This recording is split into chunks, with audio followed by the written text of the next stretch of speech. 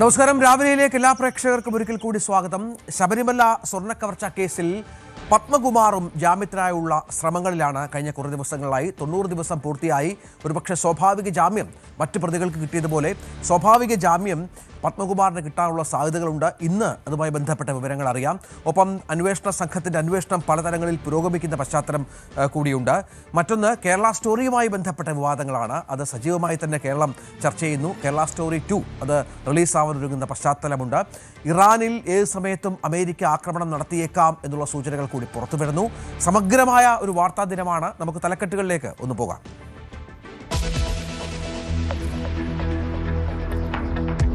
ശബരിമല സ്വർണ്ണക്കവർച്ച കേസിൽ അന്വേഷണ പുരോഗതി റിപ്പോർട്ട് ഇന്ന് ഹൈക്കോടതിയിൽ. സ്വർണ്ണപ്പാളികളുടെ സാമ്പിൾ ശേഖരിച്ചതായി അറിയിക്കും. കൊടിമര പുനർനിർമ്മാണം അന്വേഷണ വിവരവും റിപ്പോർട്ടിൽ. സ്വാഭാവിക ജാമ്യം തേടി ദേവസ്വം ബോർഡ് മുൻ പ്രസിഡന്റ് എ പത്മകുമാർ.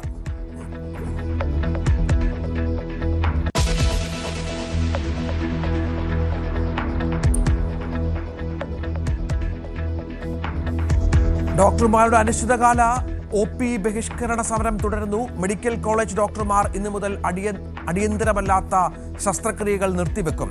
സെക്രട്ടേറിയറ്റിന് മുന്നിൽ KGM-CTA ധർണ ഇന്ന്. സമരവുമായി ചേർന്ന് PG വിദ്യാർത്ഥികളും.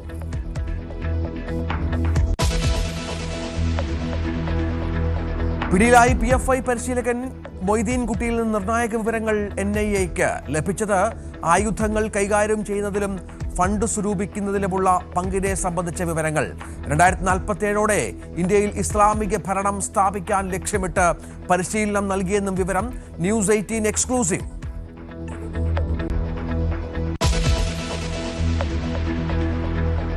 AI ഉച്ചകോടിയിൽ ലോക നേതാക്കൾ പങ്കെടുക്കുന്ന പ്ലീനറി സെഷൻ ഇന്ന്. 20 രാഷ്ട്രീയ നേതാക്കളും 45 രാജ്യങ്ങളിൽ നിന്നുള്ള മന്ത്രിമാരും പങ്കെടുക്കും. ഉച്ചകോടിയിൽ രാഷ്ട്രീയ വിവാദവും കേന്ദ്രത്തിനെതിരെ വിമർശനവുമായി കോൺഗ്രസ്.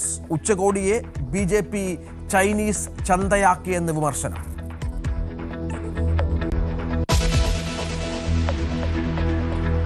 ഇറാന്റെയും റഷ്യയുടെയും സംയുക്ത നാവികാഭ്യാസം ഇന്ന്. ഇന്ത്യൻ മഹാസമുദ്രത്തിലും ഒമാൻ കടലിലും അഭ്യാസ പ്രകടനം. റഷ്യൻ പ്രകൃതിവാതകം വൻതോതിൽ വാങ്ങാൻ ഇറാൻ.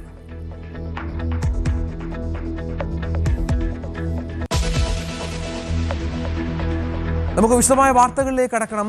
നമുക്കറിയാം, നവകേരള സർവേ റദ്ദാക്കി ഹൈക്കോടതി. CPM-ന് സർക്കാരിന് വലിയ തിരിച്ചടിയാണ്. കാരണം പാർട്ടി പരിപാടി എന്ന് വിശേഷിപ്പിച്ചാണ് വിവാദം ഇതുമായി ബന്ധപ്പെട്ട് ഉയരുകയും ഹർജികളും മറ്റും സമർപ്പിക്കുകയും ചെയ്തത്. അതിവേഗം ഇതിനെ പ്രതിരോധിക്കാനുള്ള ശ്രമത്തിലാണിപ്പോൾ CPM അല്ലെങ്കിൽ സർക്കാർ എന്നാണ് മനസ്സിലാക്കേണ്ടത്. കാരണം ഇതുമായി ബന്ധപ്പെട്ട ഹൈക്കോടതി വിധിക്കെതിരെ സുപ്രീം കോടതിയെ സമീപിക്കാനായി സംസ്ഥാന സർക്കാർ ഒരുങ്ങുന്നു. വിധി വന്ന് 24 മണിക്കൂറിനുള്ളിലാണ് സർക്കാർ അപ്പീൽ സമർപ്പിച്ചത്. ഇത്തരത്തിൽ വളരെ പെട്ടെന്നൊരു അപ്പീലിലേക്ക് പോവുക എന്നുള്ളത്, ഇപ്പോൾ സംഭവിച്ച ഡാമേജ് ഉണ്ടല്ലോ അത് പരിഹരിക്കുക എന്നുള്ളത് സർക്കാരിന് വളരെ പ്രധാനപ്പെട്ട ഒന്നാണ്. തെരഞ്ഞെടുപ്പ് കാലമാണ്. വലിയ വിമർശനം സർക്കാർ ഇതുമായി ബന്ധപ്പെട്ട് ഏറ്റുവാങ്ങുന്ന പശ്ചാത്തലം കൂടിയുണ്ട്. സർവേ എന്നത് സർക്കാരിൻ്റെ നയപരമായ തീരുമാനമാണെന്നും അതിൽ ഇടപെടാൻ കോടതിക്ക് അധികാരമില്ലെന്നുമാണ് അപ്പീലിലെ പ്രധാന വാദം. BV വിനോദ് വിവരങ്ങളുമായി ചേരുകയാണ്. വിനോദ്, നേരത്തെ പറഞ്ഞ പോലെ ചെറിയ ഡാമേജ് അല്ല സർക്കാരിനുണ്ടാക്കിയത്. സർക്കാർ പരിപാടി എന്നുള്ളത് ഒരു പാർട്ടി പരിപാടിയാക്കി മാറ്റി. ദിവസങ്ങൾക്ക് മുൻപ് CPM-ൻ്റെ സംസ്ഥാന സെക്രട്ടറി ഇതുമായി ബന്ധപ്പെട്ട സർക്കുലർ പാർട്ടി ഘടകങ്ങൾക്ക് അയക്കുന്നു. പാർട്ടി കേഡറുകളെ ഇതുമായി ബന്ധപ്പെട്ട് നിയോഗിക്കണമെന്ന് ആവശ്യപ്പെടുന്നു. ഇതൊക്കെ വെള്ളരിക്ക പട്ടണത്തിൽ നടക്കുമോ എന്നുള്ള ചോദ്യം പലരും ഉന്നയിച്ച പശ്ചാത്തലമുണ്ട്. അതിനിടയിലാണ് ഇപ്പോൾ അതിനെ പ്രതിരോധിക്കാൻ മറ്റൊരു അപ്പീലുമായി സുപ്രീം കോടതിയിലേക്ക് പോകുന്നത്. രഞ്ജിത്ത്, നിയമസഭാ തിരഞ്ഞെടുപ്പ് ആസന്നമായിരിക്കെയാണ് ഇത്തരമൊരു തിരിച്ചടി സർക്കാരിനുണ്ടായിരിക്കുന്നത്. ഈ നവകേരള സർവേ എന്ന നിലയിൽ സർക്കാരിൻ്റെ ക്ഷേമപ്രവർത്തനങ്ങൾ അത് ജനങ്ങളിലേക്ക് എത്രമാത്രം എത്തി, ജനങ്ങളുടെ വികാരം, അതായത് ഇനി നടത്താനുള്ള കാര്യങ്ങൾ, വികസന പ്രവർത്തനങ്ങൾ എങ്ങനെയായിരിക്കണം തുടങ്ങി ഒട്ടനവധി കാര്യങ്ങൾ ജനങ്ങളിൽ നിന്ന് ആരായുന്നതിന് വേണ്ടിയുള്ള ഒരു സംവിധാനമാണ്. തീർച്ചയായും പ്രതിപക്ഷം തുടക്കം മുതൽ പറയുന്നത് ഇതൊരു തിരഞ്ഞെടുപ്പിന് മുന്നൊരുക്കമായി ജനങ്ങളെ സ്വാധീനിക്കുന്നതിന് വേണ്ടിയുള്ള ഒരു പ്രക്രിയയാണ്. അല്ലെങ്കിൽ ജനങ്ങളുടെ ഹിതമറിഞ്ഞ് അതിനനുസരിച്ച് അജണ്ട സെറ്റ് ചെയ്യുന്നതിന് വേണ്ടി സർക്കാർ ഖജനാവിലെ പണം ചിലവഴിച്ചുള്ള ഒരു PR വർക്കായി ഇത് മാറുന്നു എന്ന നിലയ്ക്കൊക്കെയാണ് മുഖ്യമന്ത്രിയുടെ പ്രതിച്ഛായ, സർക്കാരിൻ്റെ പ്രതിച്ഛായ. ഇതൊക്കെ തന്നെ വീടുകളിലെത്തി സർവേ അംഗങ്ങൾ ഇതുവരെ സർക്കാർ ചെയ്ത കാര്യങ്ങളൊക്കെ ഒന്നുകൂടി വിശദീകരിക്കുന്ന തരത്തിൽ, അല്ലെങ്കിൽ സർക്കാരിൻ്റെ പദ്ധതികളെക്കുറിച്ച് ഏതെങ്കിലും തരത്തിൽ അജ്ഞതയുണ്ടെങ്കിൽ അത്തരം കാര്യങ്ങൾ ഓരോ വീട്ടിലുമെത്തി ആ വീടിന് ആവശ്യമായ തൊഴിൽ സാധ്യതകൾ അല്ലെങ്കിൽ അവർക്ക് വരുമാന മാർഗ്ഗങ്ങൾ, അതിന് സർക്കാരിൻ്റെ സ്കീമുകൾ എന്തൊക്കെയാണ്, ഏതൊക്കെ മാർഗ്ഗങ്ങളിലൂടെ ആ സർക്കാരിൽ നിന്ന് ആ തുക കൈപ്പറ്റാം തുടങ്ങി ഒട്ടനവധി കാര്യങ്ങൾ നമുക്കറിയാം. പല പദ്ധതികൾ കൊണ്ടുവന്നാലും ജനങ്ങൾക്ക് പൊതുവിൽ പലപ്പോഴും ഒരു അജ്ഞത ഉണ്ടാകാറുണ്ട്. ചില സർക്കാരിൻ്റെ റിലീസുകൾ വരാറുണ്ട്, അല്ലെങ്കിൽ ചില മാധ്യമങ്ങളിൽ വാർത്തകൾ വരാറുണ്ട് ചില സ്കീമുകളെക്കുറിച്ച്. പക്ഷേ അതിനെക്കുറിച്ച് ആഴത്തിലുള്ള അറിവ് പലപ്പോഴും ജനങ്ങൾക്ക് ഉണ്ടായിക്കൊള്ളണമെന്നില്ല. അങ്ങനെയുള്ള ആളുകൾക്ക് ഈ ക്ഷേമ പ്രവർത്തനങ്ങൾ നേരിട്ടെത്തിക്കുക, അത് ഈ ക്ഷേമ പെൻഷൻ പോലെ തന്നെ വിപുലമായ രീതിയിൽ മറ്റ് കാര്യങ്ങൾ കൂടി ജനങ്ങളിലേക്ക് എത്തിക്കുക, അത് തിരഞ്ഞെടുപ്പിൻ്റെ അവസാന ഘട്ടത്തിൽ ഇങ്ങനെ ഒരു പ്രക്രിയയുമായി മുന്നോട്ട് പോകുമ്പോൾ അത് സർക്കാരിന് കൂടുതൽ ഗുണകരമാകുമെന്ന വിലയിരുത്തൽ ഇടത് പാർട്ടികൾക്കുണ്ടായിരുന്നു, പ്രത്യേകിച്ച് CPM-നുണ്ടായിരുന്നു. അതിനാണ് ഹൈക്കോടതിയുടെ ഉത്തരവ് തിരിച്ചടിയായത്. ഹൈക്കോടതി ഈ ഉത്തരവിൽ വളരെ വ്യക്തമായി പറഞ്ഞത് ഇത് ബജറ്റിൽ നീക്കിവെച്ച തുകയല്ല, 20 കോടി രൂപയാണ് ഇതിൻ്റെ ചിലവിനായി മാറ്റിവെച്ചിട്ടുള്ളത്. മാത്രമല്ല ഇത് ബജറ്റിൽ നീക്കിവെച്ചിട്ടുള്ള തുകയല്ല, മന്ത്രിസഭാ യോഗത്തിൽ പ്രത്യേകിച്ച് എന്തെങ്കിലും ഒരു അംഗീകാരം വാങ്ങിക്കൊണ്ട് നടത്തുന്ന ഒരു പ്രക്രിയയല്ല. അതുകൊണ്ട് തന്നെ ഈ സർവേയുമായി മുന്നോട്ട് പോകാൻ കഴിയില്ല. KSU യൂത്ത് കോൺഗ്രസ് നേതാക്കളാണ് ഈ സർവേക്കെതിരെ ഹൈക്കോടതിയെ സമീപിച്ചത്. അവരുടെ ഹർജിയിൽ ചൂണ്ടിക്കാട്ടിയിരുന്ന കാര്യങ്ങൾ ശരിവെച്ചുകൊണ്ടാണ് ഹൈക്കോടതി സർവേ റദ്ദാക്കിക്കൊണ്ടുള്ള ഉത്തരവ് പുറപ്പെടുവിച്ചത്. പക്ഷേ തെല്ലും അമാന്തമില്ലാതെ സംസ്ഥാന സർക്കാർ സുപ്രീം കോടതിയിലേക്ക് പോവുകയാണ്. അപ്പീലിനുള്ള നടപടികൾ കഴിഞ്ഞ ദിവസം തന്നെ ആരംഭിച്ചിരുന്നു. ഇതിൻ്റെ ആദ്യഘട്ടമായുള്ള ഹർജി കഴിഞ്ഞ ദിവസം തന്നെ സുപ്രീം കോടതിയിൽ സമർപ്പിക്കുകയും ചെയ്തിരുന്നു. ഇതിൽ ഹൈക്കോടതിക്ക് ഇടപെടാനുള്ള അവകാശമില്ല. ഇതൊരു സർക്കാരിൻ്റെ ഭരണപരമായ വിവേചനാധികാരത്തിൽ ഉൾപ്പെടുന്നൊരു വിഷയമാണ്. അതുകൊണ്ട് തന്നെ ഹൈക്കോടതി ഉത്തരവ് റദ്ദാക്കണം, ഈ സർവേ തുടരാൻ അനുവദിക്കണം എന്നതാണ്. ഈ മാസം 24 വരെ നീളുന്ന തരത്തിലാണ് സർവേ നേരത്തെ നിശ്ചയിച്ചിരുന്നത്, 22 വരെ നീളുന്ന തരത്തിലാണ് നിശ്ചയിച്ചിരുന്നത്. അങ്ങനെ ഈ സർവേ നടപടികളുമായി മുന്നോട്ട് പോകണമെന്ന് നിലപാടിൽ സർക്കാർ ഉറച്ചു നിൽക്കുന്നു. അതുകൊണ്ട് തന്നെ ഇതിലൊരു നിയമ പോരാട്ടത്തിൻ്റെ വഴി തുറക്കുകയാണ് സംസ്ഥാന സർക്കാർ. ഏറ്റവും പ്രധാനമായി ചൂണ്ടിക്കാണിക്കുന്നത് ഇത് സംസ്ഥാനത്തിൻ്റെ ഒരു വിവേചനാധികാരമാണ്, ഭരണഘടനാപരമായി ഒരു സർക്കാരിന് കൈക്കൊള്ളാൻ കഴിയുന്നൊരു കാര്യമാണ്. അത് ജനക്ഷേമ പ്രവർത്തനങ്ങൾ ജനങ്ങളിലേക്ക് എത്തിക്കുന്നതിന് വേണ്ടിയുള്ള ഒരു പ്രക്രിയയാണ്. ഇതിനെ തിരഞ്ഞെടുപ്പുമായി കൂട്ടിക്കെട്ടേണ്ടതില്ല. അതുകൊണ്ട് തന്നെ ഹൈക്കോടതിയുടെ നിരീക്ഷണങ്ങൾ ശരിയല്ല, ഈ സർവേ റദ്ദാക്കിയ ഹൈക്കോടതിയുടെ ഉത്തരവ് ശരിയല്ല. ഈ ഒരു കാര്യം ചൂണ്ടിക്കാട്ടിക്കൊണ്ടാണ് ഇപ്പോൾ അപ്പീലിന് പോകുന്നത്. പ്രതിപക്ഷത്തിനകത്തെ ആകട്ടെ ഇതൊരു സർക്കാരിനെ അടിക്കാനുള്ള ഒരു വടിയായി മാറിയിട്ടുമുണ്ട്. കാരണം പല കാര്യങ്ങളിൽ സർക്കാരിനെതിരെയുള്ള ആരോപണങ്ങൾക്ക് മൂർച്ച കൂട്ടുന്നൊരു സമയമാണ്. പ്രത്യേകിച്ച് നമുക്കറിയാം കഴിഞ്ഞ ദിവസം ഈ ബാറുകളുടെ പ്രവർത്തന സമയം നീട്ടിയതുമായി ബന്ധപ്പെട്ട കാര്യങ്ങൾ, അതിൽ എക്സൈസ് മന്ത്രിയും പ്രതിപക്ഷ നേതാവുമായുള്ള ഒരു തർക്കം നടക്കുന്നുണ്ട്.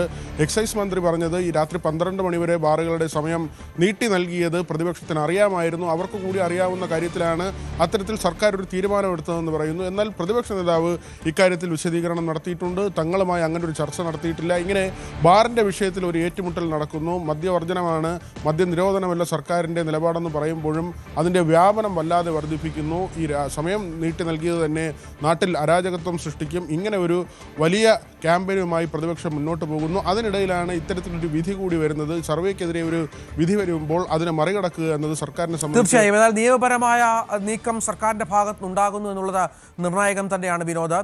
ഇത്തരത്തിൽ സുപ്രീം കോടതി അടക്കം സമീപിക്കാൻ പോകുന്ന ഒരു പശ്ചാത്തലം വളരെ പ്രധാനപ്പെട്ട ഒന്നുമാണ്. നമുക്കറിയാം നവകേരള സർവേയുമായി ബന്ധപ്പെട്ട് സർക്കാരിന് കോടതി വിധി ഉണ്ടാക്കിയ പ്രശ്നങ്ങൾ ചെറുതല്ല. പക്ഷേ അതിനുള്ള മറ്റ് ലൂപ്പ് ഹോളുകൾ തേടുക എന്നുള്ളത് സർക്കാർ സ്വാഭാവികമായും സ്വീകരിക്കുന്ന നടപടിയാണ്. ഇത്ര തിടുക്കപ്പെട്ട ഒരു ഹർജിയിലേക്ക് പോകുന്നതും അതിൻ്റെ കാരണമായി വേണമെങ്കിൽ കാണാം. വി വിനോദാണ് വിവരങ്ങൾ പങ്കുവച്ചത്.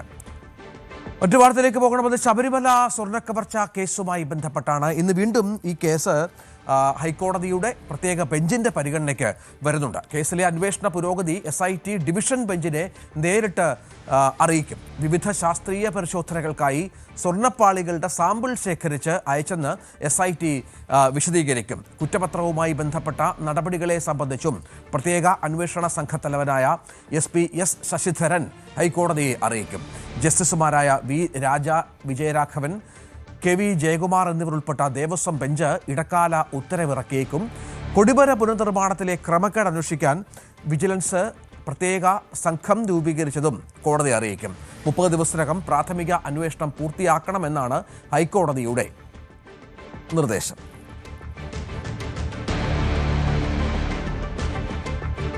ശബരിമല സ്വർണ്ണക്കൊള്ളയിൽ A പത്മകുമാറിന്റെ ജാമ്യാപേക്ഷ ഇന്ന് കൊല്ലം വിജിലൻസ് കോടതി പരിഗണിക്കുന്നുണ്ട്. കട്ടളപ്പാളി കേസിലാണ് 90 ദിവസം റിമാൻഡ് കാലാവധി പൂർത്തിയായ സാഹചര്യത്തിൽ സ്വാഭാവിക ജാമ്യം തേടിയിട്ടുള്ളത്. KP ശങ്കർദാസിന്റെ 2 ജാമ്യ ഹർജികൾ 23-നും പരിഗണിക്കും. ആരോഗ്യനില ചൂണ്ടിക്കാട്ടിയാണ് ശങ്കർദാസ് ഇത്തരത്തിൽ കോടതിയെ സമീപിച്ചിരിക്കുന്നത്. നമുക്കറിയാം, പല തലങ്ങളിൽ ജാമ്യങ്ങൾ ലഭിച്ച ആളുകൾ കൂടിയുണ്ട്. സ്വാഭാവിക ജാമ്യം ലഭിച്ചവരായി പ്രതികളുണ്ട്. അതേ ആനുകൂല്യം കോടതിയിൽ അതേ ആനുകൂല്യം ലഭിക്കും എന്നുള്ള ആത്മവിശ്വാസത്തിലാണ് ഇപ്പോൾ നമുക്ക് മനസ്സിലാകുന്നത്. പത്മകുമാറും ഉള്ളത്. പത്മകുമാർ 90 ദിവസമായി ജയിലിലാണ്. CPM-ന്റെ വളരെ പ്രധാനപ്പെട്ട നേതാവ് കൂടിയാണ്. അദ്ദേഹം ജയിലിൽ കഴിയുന്നത് നമുക്കറിയാം ശബരിമല സ്വർണ്ണക്കേസുമായി ബന്ധപ്പെട്ടാണ്. കൊല്ലം വിജിലൻസ് കോടതിയാണ് ഇതുമായി ബന്ധപ്പെട്ട വിവരങ്ങൾ തേടിയിരിക്കുന്നതും ജാമ്യ ഹർജി പരിഗണിച്ചിരിക്കുന്നതും മറ്റും. ഏതായാലും നമുക്ക് കാത്തിരുന്ന് കാണണം എന്താണ് സംഭവിക്കുക എന്നുള്ളത്. പത്മകുമാറിൻ്റെ അറസ്റ്റ് നേരത്തെ പറഞ്ഞതുപോലെ വലിയ ചർച്ചകൾക്ക് അടിസ്ഥാനമായ ഒരു സംഗതിയായിരുന്നു. ഇപ്പോൾ പത്മകുമാർ ജാമ്യത്തിന് ശ്രമിക്കുന്നു. അപ്പോഴും വിചാരണകൾ തുടരും, നടപടികൾ തുടരും. പ്രതികൾ ജാമ്യത്തിൽ പോയാലും പ്രശ്നമില്ല എന്ന് കോടതി പറയുന്നതുകൂടി ഇതിനോട് ചേർത്ത് വെക്കണം. കാരണം വിചാരണകൾ, നടപടികൾ ഇതുമായി ബന്ധപ്പെട്ട് പുരോഗമിക്കുന്നുണ്ട്. അതുകൊണ്ട് തന്നെ എല്ലാ തരത്തിലുമുള്ള നിയമപരമായ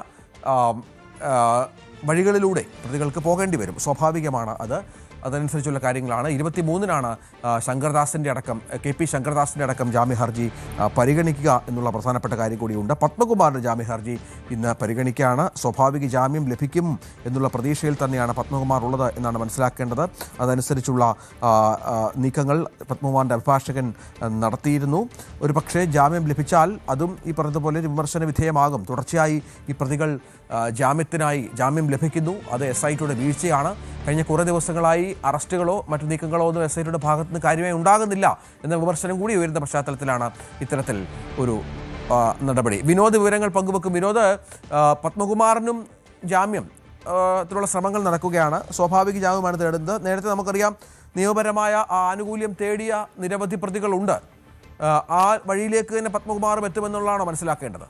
രഞ്ജിത്ത്, തീർച്ചയായും അങ്ങനെ തന്നെയാണ്. മുരാരി ബാബുവിൽ തുടങ്ങി ഇങ്ങോട്ട് ഈ കേസിലെ പ്രതികളെല്ലാം ജാമ്യം നേടി പുറത്തിറങ്ങുന്ന ഒരു സാഹചര്യമാണുള്ളത്. പത്മകുമാറിനും ജാമ്യം ലഭിക്കാനുള്ള എല്ലാ സാഹചര്യവുമുണ്ട്. കാരണം 90 ദിവസം അദ്ദേഹത്തിൻ്റെ റിമാൻഡ് കാലാവധി പൂർത്തിയാവുകയാണ്. മാത്രമല്ല, ഇതുവരെ ഈ കേസിൽ കുറ്റപത്രം സമർപ്പിക്കാൻ SITക്ക് കഴിഞ്ഞിട്ടില്ല. ഭാഗികമായ കുറ്റപത്രം പോലും SIT സമർപ്പിക്കാത്തതിൽ വലിയ വിമർശനമാണ് പല കോണുകളിൽ നിന്നായി ഉയരുന്നത്. അതുകൊണ്ട് തന്നെ ഈ കേസിലെ പ്രതികൾക്കൊന്നൊന്നായി ജാമ്യം ലഭിക്കുകയും അവർ പുറത്തിറങ്ങുകയും ചെയ്യുന്ന സാഹചര്യമാണ്. പത്മകുമാറിൻ്റെ കാര്യത്തിലും സ്ഥിതി വ്യത്യസ്തമല്ല. അങ്ങനെ ഈ കേസിലെ ഈ രാഷ്ട്രീയ നേതൃത്വവുമായി ബന്ധപ്പെട്ട് നിൽക്കുന്ന ആളുകൾ അവരെല്ലാം തന്നെ പുറത്തേക്ക് വരുന്നു. പത്മകുമാറിൻ്റെ കാര്യത്തിൽ നേരത്തെ റിമാൻഡ് ചെയ്യപ്പെടുന്ന ഒരു സാഹചര്യം ഉണ്ടായെങ്കിലും പാർട്ടി നടപടി ഉണ്ടായില്ല എന്ന തരത്തിൽ വലിയ വിമർശനം ഉണ്ടായിരുന്നു. ഇങ്ങനെ കുറ്റപത്രം സമർപ്പിക്കപ്പെടാതെ പ്രതികൾ പുറത്തിറങ്ങുമ്പോൾ അതിലും രാഷ്ട്രീയ ആരോപണം ശക്തമാവുകയാണ്. തിരഞ്ഞെടുപ്പ് കാലമാണ്.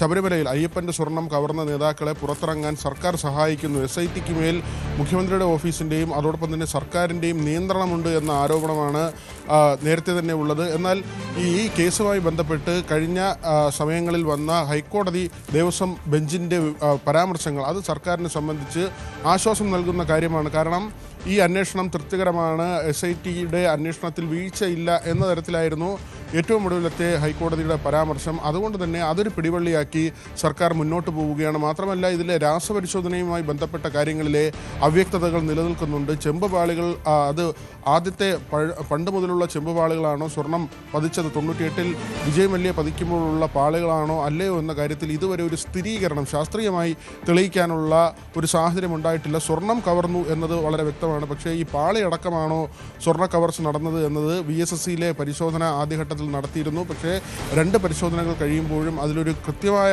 ഒരു വിശദീകരണം വന്നിട്ടില്ല. അതുകൊണ്ട് തന്നെ കൂടുതൽ പരിശോധന നടത്താനുള്ള ഒരു നീക്കത്തിലാണ് ഇപ്പോൾ SIT സംഘം. വിനീഷ് കൂടിയുണ്ട് കൊല്ലത്ത് നിന്ന്. വിനീഷ്, സ്വാഭാവിക ജാമ്യം എന്നുള്ള ആനുകൂല്യം തേടാനുള്ള ശ്രമമാണ്. നമുക്കറിയാം, ഇന്നലെ തന്ത്രി പുറത്തു വന്നിരുന്നു. തന്ത്രിക്ക് ലഭിച്ചത് 41 ദിവസമായപ്പോഴേക്ക് തന്ത്രി പുറത്തു വരുന്നത് തന്ത്രിക്ക് ഇതുമായി ബന്ധപ്പെട്ട് പങ്കില്ല എന്ന കോടതിയുടെ നിലപാടിൻ്റെ അല്ലെങ്കിൽ നിരീക്ഷണത്തിൻ്റെ കണ്ടെത്തലിൻ്റെയൊക്കെ പുറത്താണ്. ഇപ്പോൾ അതല്ല, പത്മകുമാറിൻ്റെ പങ്കാളിത്തം സംബന്ധിച്ച് വ്യക്തമായ ധാരണ കോടതിക്കുണ്ട്. പക്ഷേ 90 ദിവസത്തെ ആനുകൂല്യമാണ് പത്മകുമാർ പ്രതീക്ഷിക്കേണ്ടത്. എന്തായിരുന്നു പത്മകുമാറിൻ്റെ അഭിഭാഷകന്റെ വാദം? തീർച്ചയായും കഴിഞ്ഞ നവംബർ 20-നാണ് ശബരിമല സ്വർണ്ണ കവർച്ച കേസിൽ ദേവസ്വം ബോർഡ് മുൻ പ്രസിഡന്റായ പത്മകുമാർ അറസ്റ്റിലാകുന്നത്. പിന്നാലെ ദ്വാരപാലക ശില്പ കേസിലും SIT അറസ്റ്റ് ചെയ്യപ്പെടുകയായിരുന്നു. കട്ടിളപ്പാളി കേസിൽ അറസ്റ്റിലായി റിമാൻഡ് കാലാവധി 90 ദിവസം പൂർത്തിയായതോടെയാണ് സ്വാഭാവിക ജാമ്യം തേടി വിജിലൻസ് കോടതിയെ സമീപിച്ചിരിക്കുന്നത്. ഇതിന്റെ ഹർജി ഇന്ന് കോടതി പരിഗണിക്കുകയും ചെയ്യും. SIT കുറ്റപത്രം സമർപ്പിക്കാത്തതിനാൽ ജാമ്യം ലഭിക്കാനാണ് എല്ലാ സാധ്യതയും ഉള്ളത്. അതേസമയം ഈ കട്ടിളപ്പാളി കേസിൽ ജാമ്യം ലഭിച്ചാലും ദ്വാരപാലക ശില്പ കേസിൽ റിമാൻഡ് തുടരുന്നതിനാൽ കേസിൽ മോചിതനാകാൻ കഴിയില്ല. അതുപോലെ തന്നെ ജയിലിൽ തന്നെ തുടരേണ്ടി വരും. മുഖ്യപ്രതിയായ ഈ ഉണ്ണികൃഷ്ണൻ പൊരിയും N വാസുവും അടക്കമുള്ളവരെ നേരത്തെ തന്നെ സ്വാഭാവിക ജാമ്യം ലഭിച്ച് ജയിലിൽ നിന്നും പുറത്തിറങ്ങിയിരുന്നു. നമുക്കറിയാം, കഴിഞ്ഞ ദിവസം 41ാം ദിനം തന്ത്രിക്കും കോടതി ജാമ്യം നൽകി പുറത്തിറങ്ങിയ സാഹചര്യം ഉണ്ടായിരുന്നു. അപ്പം അതേസമയം ദേവസ്വം ബോർഡ് മുൻ അംഗമായ KP ശങ്കർദാസും ജാമ്യാപേക്ഷയുമായി കോടതി സമീപിച്ചിട്ടുണ്ട്. രഞ്ജിത്തെ, ആരോഗ്യ പ്രശ്നങ്ങളൊക്കെ ചൂണ്ടിക്കാട്ടിയാണ് ജാമ്യാപേക്ഷ സമർപ്പിച്ചിരിക്കുന്നത്. അത് ഈ വരുന്ന 23-നാകും കോടതി പരിഗണിക്കുക. എന്തായാലും ഇന്ന് പത്മകുമാറിന്റെ ജാമ്യാപേക്ഷ കോടതി പരിഗണിക്കുന്നുണ്ട്. അപ്പൊ ഞാൻ ഈ പറഞ്ഞതുപോലെ തന്നെ നിലവിൽ 2 കേസാണുള്ളത്. ഒരു കേസിൽ 90 ദിവസം പൂർത്തിയായതോടുകൂടി സ്വാഭാവിക ജാമ്യത്തിനായിട്ട് ജാമ്യാപേക്ഷ സമർപ്പിച്ചിട്ടുണ്ട്. മറ്റൊരു കേസിൽ 90 ദിവസം പൂർത്തിയാകാൻ ഇനിയും സമയം വേണ്ടിവരും എന്നുള്ളതാണ് രഞ്ജിത്ത്. തീർച്ചയായും. ഏതായാലും തന്ത്രി ഇന്നലെ ജാമ്യത്തിൽ പുറത്തിറങ്ങി. തന്ത്രിക്ക് പങ്കാളിത്തമില്ല എന്ന് കോടതിയുടെ നിരീക്ഷണം SITക്ക് തിരിച്ചടിയായിരുന്നു. ഇപ്പോൾ പത്മകുമാറും ജാമ്യത്തിനായി ശ്രമിക്കുന്ന പശ്ചാത്തലമുണ്ട്. പത്മകുമാറിൻ്റെ ജാമ്യ ഹർജിയിൽ കോടതി ഇന്ന് തീരുമാനം എടുത്തേക്കും. ഇത്തരത്തിലാണ് ശബരിമല സ്വർണ്ണക്കവർച്ചയുമായി ബന്ധപ്പെട്ട നിയമ നടപടികൾ.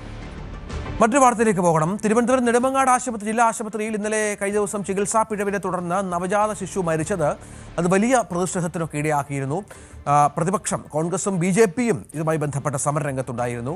വലിയ ഗുരുതരമായ ആരോപണം ഈ ഡോക്ടർക്കെതിരെ ബന്ധുക്കൾ ഉന്നയിച്ച പശ്ചാത്തലമുണ്ട്. തുടർന്ന് ഡോക്ടറെ അത്തരത്തിൽ സ്ഥലം മാറ്റുകയും ചെയ്തു. പക്ഷേ ഡോക്ടറെ അറസ്റ്റ് ചെയ്യണം എന്നുള്ള ആവശ്യമാണ് ഇപ്പോൾ ഉന്നയിച്ചിരിക്കുന്നത് ബന്ധുക്കൾ. ഇതില്ലാതെ കുഞ്ഞിൻ്റെ പോസ്റ്റ്മോർട്ടം നടപടിക്ക് അവർ തയ്യാറായിരുന്നില്ല. പക്ഷേ ഇന്ന് പോസ്റ്റ്മോർട്ടത്തിലേക്ക് കാര്യങ്ങൾ എത്തുന്നുണ്ട്. ബന്ധുക്കൾ അത്തരമൊരു രമ്യതയിലേക്ക് എത്തിയിട്ടുണ്ട്. തിരുവനന്തപുരം മെഡിക്കൽ കോളേജിലാണ് നടപടികൾ പുരോഗമിക്കുക. സിസേറിയൻ നടത്തിയ നെടുമങ്ങാട് ജില്ലാ ആശുപത്രിയിലെ ഡോക്ടർ ബിന്ദു സുന്ദറിനെ ഇന്നലെ സസ്പെൻഡ് ചെയ്ത പശ്ചാത്തലം കൂടിയുണ്ട്. അക്രമ സംഭവങ്ങളിൽ പ്രതിഷേധിച്ച് KGMOയെ നെടുമങ്ങാട് KGMOയെ രംഗത്ത് വന്ന പശ്ചാത്തലം ഉണ്ട്. നെടുമങ്ങാട് ജില്ലാ ആശുപത്രിയിൽ അടിയന്തര സേവനങ്ങൾ ഒഴികെയുള്ളവ ബഹിഷ്കരിച്ച് പ്രതിഷേധിക്കാനാണ് KGMOയുടെ തീരുമാനം. ജില്ലാതലത്തിൽ നിസ്സഹകരണ സമരവും നടത്താൻ സംഘടന തീരുമാനിച്ച ഒരു പശ്ചാത്തലം കൂടി ഇതിനോട് ചേർത്ത് വെക്കണം. അങ്ങനെ ആ സംഭവം അത് വല്ലാത്ത ഒരു തലത്തിലേക്ക് മാറുന്ന പശ്ചാത്തലം കൂടിയുണ്ട്. അരുൺ മോഹൻ വിവരങ്ങളുമായി ചേരുകയാണ്. അരുണ്, ഇവിടെ ഇന്നലത്തെ സംഭവത്തിന് ശേഷം വലിയ പ്രതിഷേധമുണ്ടായി. അച്ഛൻ്റെ അഭിമുഖമൊക്കെ നമ്മൾ കണ്ടതാണ്. അച്ഛൻ പറഞ്ഞത് ഡോക്ടറാണ് എൻ്റെ കുഞ്ഞിനെ കൊന്നത് എന്നാണ്. ഒരു തരത്തിലുമുള്ള കോംപ്രമൈസിൽ തയ്യാറായിരുന്നില്ല. പിന്നെ കുറച്ചുകൂടി കാര്യങ്ങൾ എങ്ങനെയാണ് ഒന്ന് രമ്യതയിലെത്തിയത്? ഇപ്പോൾ പോസ്റ്റ്മോർട്ടത്തിനടക്കം ബന്ധുക്കൾ സമ്മതിച്ചത് എങ്ങനെയാണ്? തീർച്ചയായും രഞ്ജിത്ത്, വളരെ വൈകാരികമായ ഒരു നിമിഷങ്ങളായിരുന്നു ഇന്നലെ ഈ പറയുന്ന നെടുമങ്ങാട് ആശുപത്രിയിൽ ഉണ്ടായത്. ഈ കുട്ടിയുടെ അച്ഛന്റെ ഉൾപ്പെടെയുള്ള പ്രതികരണങ്ങളിലൂടെയൊക്കെ നമുക്ക് മനസ്സിലായത് ഈ പറയുന്ന കുട്ടിയുടെ മരണത്തിന് കാരണക്കാരിയായ ഡോക്ടറുടെ സ്ഥലം മാറ്റമായിരുന്നു ആദ്യം ഉണ്ടായിരുന്നത്. ഡോക്ടർ ബിന്ദു സുന്ദറിന്റെ സ്ഥലം മാറ്റമായിരുന്നു ആദ്യം ഉണ്ടായിരുന്നത്. പക്ഷെ അതിൽ തൃപ്തരല്ലാതെയായിരുന്നു പ്രതിഷേധം വീണ്ടും തുടർന്ന് അധികൃതർ ഇടപെടുകയും ഇപ്പോൾ അവരെ സസ്പെൻഡ് ചെയ്ത ഒരു പശ്ചാത്തലത്തിലാണ് ഈ വിഷയം ഏറെക്കുറെ ഒതുങ്ങിയതെന്ന് തന്നെ നമുക്ക് പറയാം. തുടർന്നായിരുന്നു ഇന്നലെ വൈകിട്ടോടുകൂടി കുട്ടിയുടെ മൃതശരീരം തിരുവനന്തപുരം മെഡിക്കൽ കോളേജ് മോർച്ചറിയിലേക്ക് മാറ്റുകയായിരുന്നു. ഇന്ന് ആദ്യത്തെ പോസ്റ്റ്മോർട്ടമായിട്ട് നടത്താനാണ് നിശ്ചയിച്ചിരിക്കുന്നത്. അതിലൂടെ എന്താണ് സംഭവിച്ചെന്നുള്ളത് ഒരു വ്യക്തത വരാൻ കൂടെ നോക്കുന്നുണ്ട്. അതായത് അന്വേഷണത്തിന്റെ ഭാഗമായി തന്നെ അത് മുന്നോട്ട് പോകുന്നെന്ന് നമുക്ക് മനസ്സിലാക്കാൻ കഴിയും. നമുക്കറിയാൻ കഴിയുന്നതനുസരിച്ച് കഴിഞ്ഞ തിങ്കളാഴ്ച അതോടുകൂടിയാണ് ഈ പറയുന്ന നെടുമങ്ങാട് മണലി സ്വദേശിയായ രഞ്ജനയെ പൂർണ്ണ ഗർഭിണിയായി എത്തുകയും ബിന്ദു ശ്രീധറിന്റെ ചികിത്സയിലായിരുന്നു. ചൊവ്വാഴ്ച ശസ്ത്രക്രിയയ്ക്ക് വിധേയാക്കുകയും തുടർന്ന് കുട്ടി മരിച്ചു എന്നുള്ളൊരു വിവരം ലഭിക്കുകയും തുടർന്നായിരുന്നു ബന്ധുക്കളും വിവിധ രാഷ്ട്രീയ കക്ഷികളും വിഷയം ഏറ്റെടുത്തുകൊണ്ട് പ്രതിഷേധവുമായി എത്തുന്നു. സൂപ്രണ്ടിനെ തടയുന്നു, ജില്ലാ മെഡിക്കൽ ഓഫീസറെ തടയുന്ന ഒരു പശ്ചാത്തലം തുടങ്ങിയ ഒരു നാടകീയ സംഭവങ്ങൾ തന്നെ ഈ പറയുന്ന സ്ഥലത്തുണ്ടായിരുന്നു. വളരെ ശ്രമപ്പെട്ടായിരുന്നു നെടുമങ്ങാട് പോലീസ് ഗതികൾ അവിടെ നിയന്ത്രിച്ച ഒരു പശ്ചാത്തലം നമുക്ക് കാണാൻ കഴിഞ്ഞത്. എന്തായാലും ഇന്നലെ തുടർന്ന് ഈ പറയുന്ന ഡോക്ടർ നിരവധി നേരത്തെയും ഇത്തരത്തിൽ ചികിത്സാ പിഴവുകൾ നടത്തി ആരോപണം നിലനിൽക്കുന്ന ഡോക്ടറെ ഈ വിഷയത്തിൽ ഉൾപ്പെടെ പുറത്താക്കണം എന്നുള്ള ഒരു നിലപാടിൽ സമരക്കാർ ഉറച്ചു നിന്നെങ്കിലും സ്ഥലം മാറ്റാനുള്ളൊരു നടപടിയിലായിട്ടാണ് മുന്നോട്ട് പോയത്. ഇതിൽ തൃപ്തരാവാതെ വീണ്ടും സമരം ഇന്നലെ ഘടിപ്പിക്കാൻ ഒരുങ്ങുമ്പോഴായിരുന്നു ഈ പറയുന്ന സസ്പെൻഷനിലേക്ക് എത്തുന്നത്. തുടർന്ന് വൈകിട്ടോടുകൂടിയാണ് കുട്ടിയുടെ ശരീരം ഏറ്റുവാങ്ങി സമരക്കാർ അവിടെ നിന്ന് പിരിഞ്ഞു പോകുന്നത്. പക്ഷേ അവിടെ കൊണ്ട് ഇപ്പോൾ അവസാനിക്കുന്നില്ല. ഇപ്പോൾ മറ്റൊരു തലത്തിലേക്ക് വിഷയം പോയിക്കൊണ്ടിരിക്കുന്നു. കാരണം മെഡിക്കൽ സൂപ്രണ്ടിനെ ഉൾപ്പെടെ അല്ലെങ്കിൽ ജില്ലാധികാരികൾ ഉൾപ്പെടെ സമരക്കാർ തടഞ്ഞു വെച്ച ഒരു പശ്ചാത്തലം ഉണ്ടായിരുന്നു. ഇതിൽ പ്രതിഷേധിച്ച് ഇപ്പോൾ KGMO രംഗത്തെത്തിയിട്ടുണ്ട്. ആശുപത്രി നടപടികളുടെ പ്രധാന ആവശ്യങ്ങൾ ഒഴികെയുള്ള എല്ലാ നടപടിക്രമങ്ങളും ബഹിഷ്കരിച്ചുകൊണ്ട് സമരരംഗത്തേക്ക് ഇറങ്ങാനാണ് ഇപ്പോൾ ഇവർ തീരുമാനിച്ചിരിക്കുന്നതാണ് നമുക്ക് മനസ്സിലായിരിക്കുന്നത്. അതിലേക്ക് വേണ്ടിയുള്ള പ്രസ്താവനകൾ അവർ ഇറങ്ങിക്കഴിഞ്ഞു. കാരണം ഇത് വച്ച് പൊറിപ്പിക്കാൻ കഴിയില്ല എന്നുള്ള നിലപാടൊക്കെ ആണ് KGMയുടെ ഭാഗത്ത് നിന്ന്. അതായത് ആരോഗ്യ സ്ഥാപനങ്ങളിൽ അക്രമവും ഭീഷണിയും സൃഷ്ടിക്കുന്ന പ്രവണതകൾ പൊതുജനാരോഗ്യ സംവിധാനത്തിന് ഗുരുതര ഭീഷണിയാണ്. വിദഗ്ധ സമിതിയുടെ ശാസ്ത്രീയ അന്വേഷണം പൂർത്തിയാകും മുൻപേ ഡോക്ടറെ സസ്പെൻഡ് ചെയ്ത നടപടി പ്രതിഷേധാർഹവും നീതിയുടെ അടിസ്ഥാന തത്വങ്ങൾക്ക് വിരുദ്ധവുമാണ്. സംഭവത്തിൽ സത്യാവസ്ഥ വിലയിരുത്താതെ ബാഹ്യ സമ്മർദ്ദങ്ങൾക്ക് വഴങ്ങി ഇത്തരം നടപടികൾ സ്വീകരിക്കരുത്. അത് ജനാധിപത്യ വിരുദ്ധമാണ്. കടുത്ത മാനവ വിഭവശേഷി കുറവിനിടയിലും മികച്ച സേവനം നൽകുന്ന ആരോഗ്യ പ്രവർത്തകരെ അപമാനിക്കുന്ന നടപടിയാണ്. രോഗീ പരിചരണത്തിനിടയിൽ സംഭവിക്കുന്ന സ്വാഭാവിക സങ്കീർണതകളെ ചികിത്സാ പിഴവായി മുദ്രകുത്തി ആൾക്കൂട്ട വിചാരണയും ആശുപത്രി അതിക്രമവും ഒരു കാരണവശാലും അംഗീകരിക്കാൻ കഴിയില്ല. പരിമിതമായ സാഹചര്യങ്ങളിൽ ലഭ്യമാകുന്ന എല്ലാ ചികിത്സയും അവിടെ അമ്മയ്ക്കും കുഞ്ഞിനും നൽകിയിട്ടുണ്ട്. മറ്റാരോപണങ്ങൾ അടിസ്ഥാനരഹിതമാണ്. വിദഗ്ധ സമിതി റിപ്പോർട്ട് പൊതുസമൂഹത്തിന് മുന്നിൽ വെക്കണമെന്നും KGMO ആവശ്യപ്പെടുന്നുണ്ട്. ആൾക്കൂട്ട വിചാരണയിലൂടെയല്ല, ശാസ്ത്രീയമായ വിലയിരുത്തലിലൂടെ മാത്രമേ തീരുമാനങ്ങളിലെത്താവൂ. ഡോക്ടർ കൈക്കൂലി വാങ്ങിയെന്ന ആരോപണം ഉന്നയിച്ചിട്ടുണ്ടെങ്കിലും അതിന് ഒരു തെളിവും ഹാജരാക്കാൻ അധികാരികൾക്ക് കഴിഞ്ഞിട്ടില്ല എന്നുള്ളത് പ്രധാനമാണ്. അതായത് അരുൺ, രണ്ട് കാര്യങ്ങളാണ്. ഒന്ന്, പരിമിതമായ സാഹചര്യങ്ങളാണ് അവിടെ ഉണ്ടായിരുന്നത് എന്ന് സംഘടന പറയുന്നുണ്ട്. അതിനിടയിലും ഡോക്ടർക്ക് സാധ്യമായ ഏറ്റവും മികച്ച ചികിത്സ നൽകി. മറ്റൊന്ന്, കൈക്കൂലി വളരെ പ്രധാനപ്പെട്ട ആരോപണമായിരുന്നു അവിടെ. ഈ അച്ഛൻ നേരിട്ട് നമ്മളിതിൽ കേട്ടതാണ് 2 തവണയായി 10,000 രൂപ ഈ ഡോക്ടർ ആവശ്യപ്പെടുകയും കൊടുക്കുകയും ചെയ്തു എന്നാണ് പറയുന്നത്. പക്ഷേ അതിനുള്ള തെളിവുകൾ വേണം. അതായത് ശാസ്ത്രീയമായ തെളിവുകളില്ലാതെ ഇത്തരം സംഭവങ്ങളിൽ ഡോക്ടറെ ബലിയാടാക്കരുത് എന്ന ആവശ്യം ഉന്നയിക്കുമ്പോൾ KGMOയും സംഘടനയും ഡോക്ടർമാരും കടുപ്പിക്കുകയാണ്. തീർച്ചയായും അങ്ങനെ തന്നെയാണ്. ഇപ്പോൾ സമരം മറ്റൊരു തലത്തിലേക്ക് പോകുന്നു. കുട്ടിയുടെ ജീവൻ നഷ്ടപ്പെട്ടതുമായി ബന്ധുക്കൾ നടത്തി അല്ലെങ്കിൽ നാട്ടുകാർ നടത്തിയ സമരത്തിന് പിന്നാലെ ഇപ്പോൾ ജീവനക്കാർ ഡോക്ടർമാർ ഈ ഒരു വിഷയത്തിലും സമരത്തിന് വേറൊരു തലത്തിലേക്ക് എത്തുന്നു. കാരണം ഈ പറയുന്ന കുട്ടിയുടെ അച്ഛൻ ഇന്നലെ നൽകിയ ഒരു മൊഴി തന്നെയാണ്. അതായത് കൈക്കൂലി വാങ്ങിയിട്ടുണ്ടായിരുന്നു എന്ന് പറയുന്ന മൊഴിയുടെ അടിസ്ഥാനത്തിൽ തന്നെയാണ് ഇന്നലെ ഒരു സസ്പെൻഷൻ നടപടി ഉണ്ടായത് എന്ന് തന്നെയാണ് നമുക്ക് മനസ്സിലാക്കാൻ കഴിയുന്നത്. മാത്രമല്ല, ഡോക്ടർ ബിന്ദുവിനെതിരെ നേരത്തെയും ഇത്തരത്തിലൊരു സംഭവം ഉണ്ടായിട്ടുണ്ടായിരുന്നു. അത് കൊല്ലം സ്വദേശിയായ ഒരു യുവതിക്കായിരുന്നു ഇത്തരത്തിലൊരു ദുരനുഭവം ഉണ്ടായത്. ആ പശ്ചാത്തലത്തിൽ അതിന്റെ ഒരു അന്വേഷണം നടക്കുന്ന ഒരു സാഹചര്യത്തിലാണ് ഇപ്പോൾ ഇവർക്ക് സസ്പെൻഷൻ ഉണ്ടായെന്നുള്ളതാണ് മറ്റൊരു ശ്രദ്ധേയമായ ഒരു വിഷയം. എന്തായാലും ഈ പറയുന്ന ആവശ്യങ്ങൾ KGMO പറയുന്ന ആവശ്യങ്ങൾ സർക്കാർ കേട്ടില്ല എങ്കിൽ വരും ദിവസങ്ങളിൽ ജില്ലാതലത്തിൽ തന്നെ ഈ ഒരു സമരം ഘടിപ്പിക്കാൻ ഉള്ളൊരു തലത്തിലേക്ക് എത്തുന്നു. അത് അല്ലെങ്കിൽ സംസ്ഥാന വ്യാപകമാക്കി ഈ ഒരു സമരം മുന്നോട്ട് കൊണ്ടുപോകും എന്നൊക്കെയാണ് അവരുടെ ഭാഗത്ത് നിന്ന് പറയുന്നത്. എന്തായാലും നവജാത ശിശുവിന്റെ മരണം അതൊരു മറ്റൊരു തലത്തിലേക്ക് പോകുന്നു. ഒരു ആരോഗ്യ മേഖലയിലേക്കും ആ സമരം പടരുന്നു. ഒപ്പം കുട്ടിയുടെ മരണകാരണം എന്താണെന്നുള്ളത് ബന്ധുക്കൾ കാത്തിരിക്കുന്ന ഒരു പശ്ചാത്തലവുമുണ്ട്. രഞ്ജിത്ത്, തീർച്ചയായും അത്തരത്തിൽ ഏതായാലും ആ ആശുപത്രിയിലെ നെടുമങ്ങാട് ആശുപത്രിയിലെ ആ പ്രശ്നം അത് ഡോക്ടർമാരും ഏറ്റെടുക്കുന്ന പശ്ചാത്തലം കൂടി ഉണ്ട് എന്നുള്ളതാണ്. ഇതിപ്പോൾ അടിയന്തരമായി ഈ വിഷയത്തിൽ ഇടപെടുകയും സംഘടന വിവിധ തരത്തിലുള്ള നിലപാടുകൾ സ്വീകരിക്കുകയും ചെയ്യുന്ന സാഹചര്യം കൂടിയുണ്ട്. അരുൺ മോഹനാണ് വിവരങ്ങൾ പങ്കുവച്ചത്. മറ്റൊരു വാർത്തയിലേക്ക് കൂടി പോകണം. അനിശ്ചിതകാല OP ബഹിഷ്കരണ സമരത്തിനൊപ്പം ഇന്നു മുതൽ മെഡിക്കൽ കോളേജ് ഡോക്ടർമാർ അടിയന്തരമല്ലാത്ത ശസ്ത്രക്രിയകളും നിർത്തിവെക്കും. സെക്രട്ടേറിയറ്റിന് മുന്നിൽ KGM-CTA ധർണ നടത്തും. സീനിയർ ഡോക്ടർമാർക്ക് പിന്തുണയുമായി PG വിദ്യാർത്ഥികളും പണിമുടക്കും. സമരത്തിന്റെ ഭാഗമായി അടിയന്തരമല്ലാത്ത ശസ്ത്രക്രിയകൾ നിർത്തിവെക്കുന്നതോടെ നേരത്തെ നിശ്ചയിച്ചുറപ്പിച്ച ശസ്ത്രക്രിയകളും മുടങ്ങും. അവശ്യ സേവനങ്ങളായ casualty, labour room, ICU, IP ചികിത്സ, മറ്റ് അടിയന്തര ചികിത്സകൾ, അടിയന്തര ശസ്ത്രക്രിയകൾ, പോസ്റ്റ്മോർട്ടം എന്നിവയെ പ്രതിഷേധ പരിപാടികളിൽ നിന്ന് ഒഴിവാക്കിയിട്ടുണ്ട്. ശമ്പള കുടിശ്ശിക അനുവദിക്കുക, തസ്തികകൾ സൃഷ്ടിക്കുക തുടങ്ങിയ ആവശ്യങ്ങൾ ഉന്നയിച്ചാണ് സമരം പിൻവലിക്കണമെന്ന ആരോഗ്യമന്ത്രിയുടെ നിലപാട് KGM-CTA തള്ളിക്കളഞ്ഞിരുന്നു.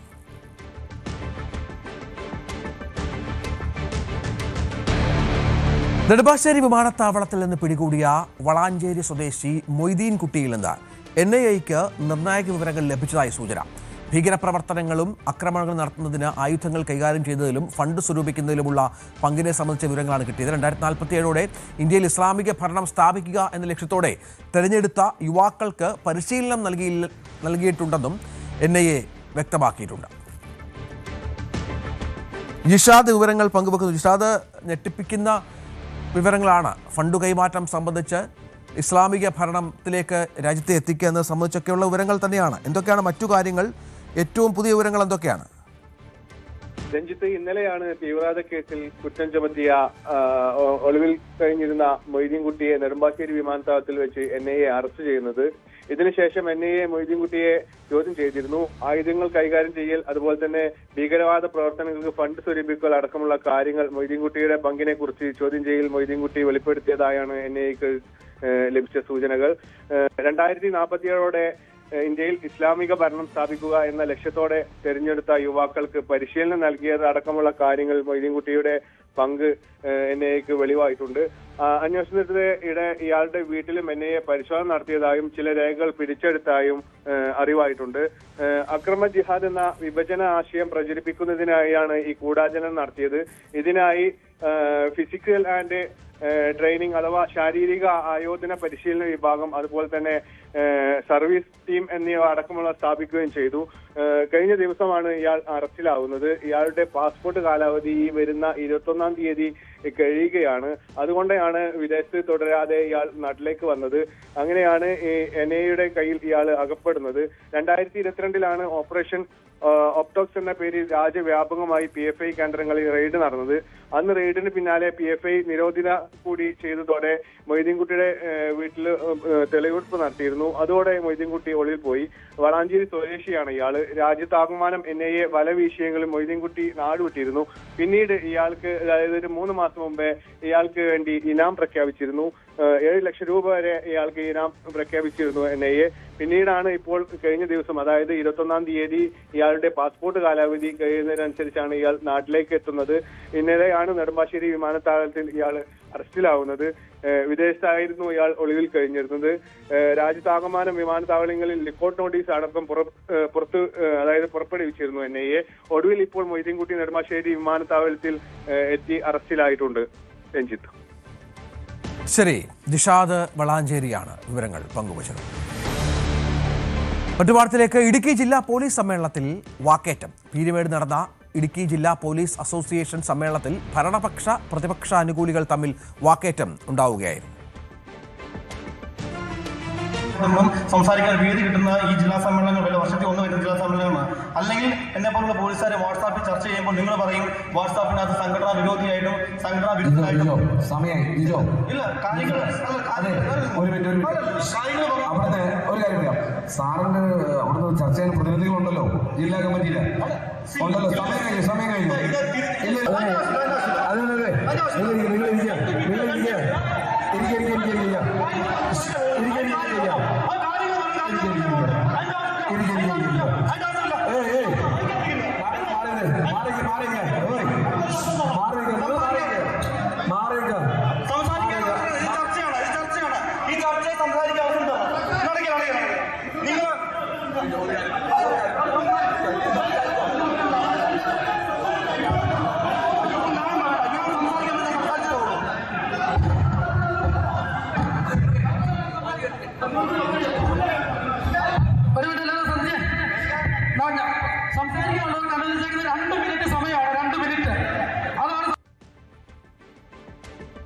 ഇടുക്കി പോലീസ് അസോസിയേഷന്റെ ജില്ലാ സമ്മേളനത്തിലാണ് ഈ സംഭവം ഉണ്ടായത്. ഭരണ പ്രതിപക്ഷ യൂണിയനുകൾ തമ്മിലുള്ള തർക്കമാണ് കണ്ടത്. മൈക്കും മറ്റും പിടിച്ചു വാങ്ങുന്നതൊക്കെ സോഷ്യൽ മീഡിയയിൽ വലിയ വൈറലാണ്. നമുക്ക് വളരെ പെട്ടെന്ന് തിരിച്ചു വരാം ഒരു ഇടവേളയ്ക്ക് ശേഷം.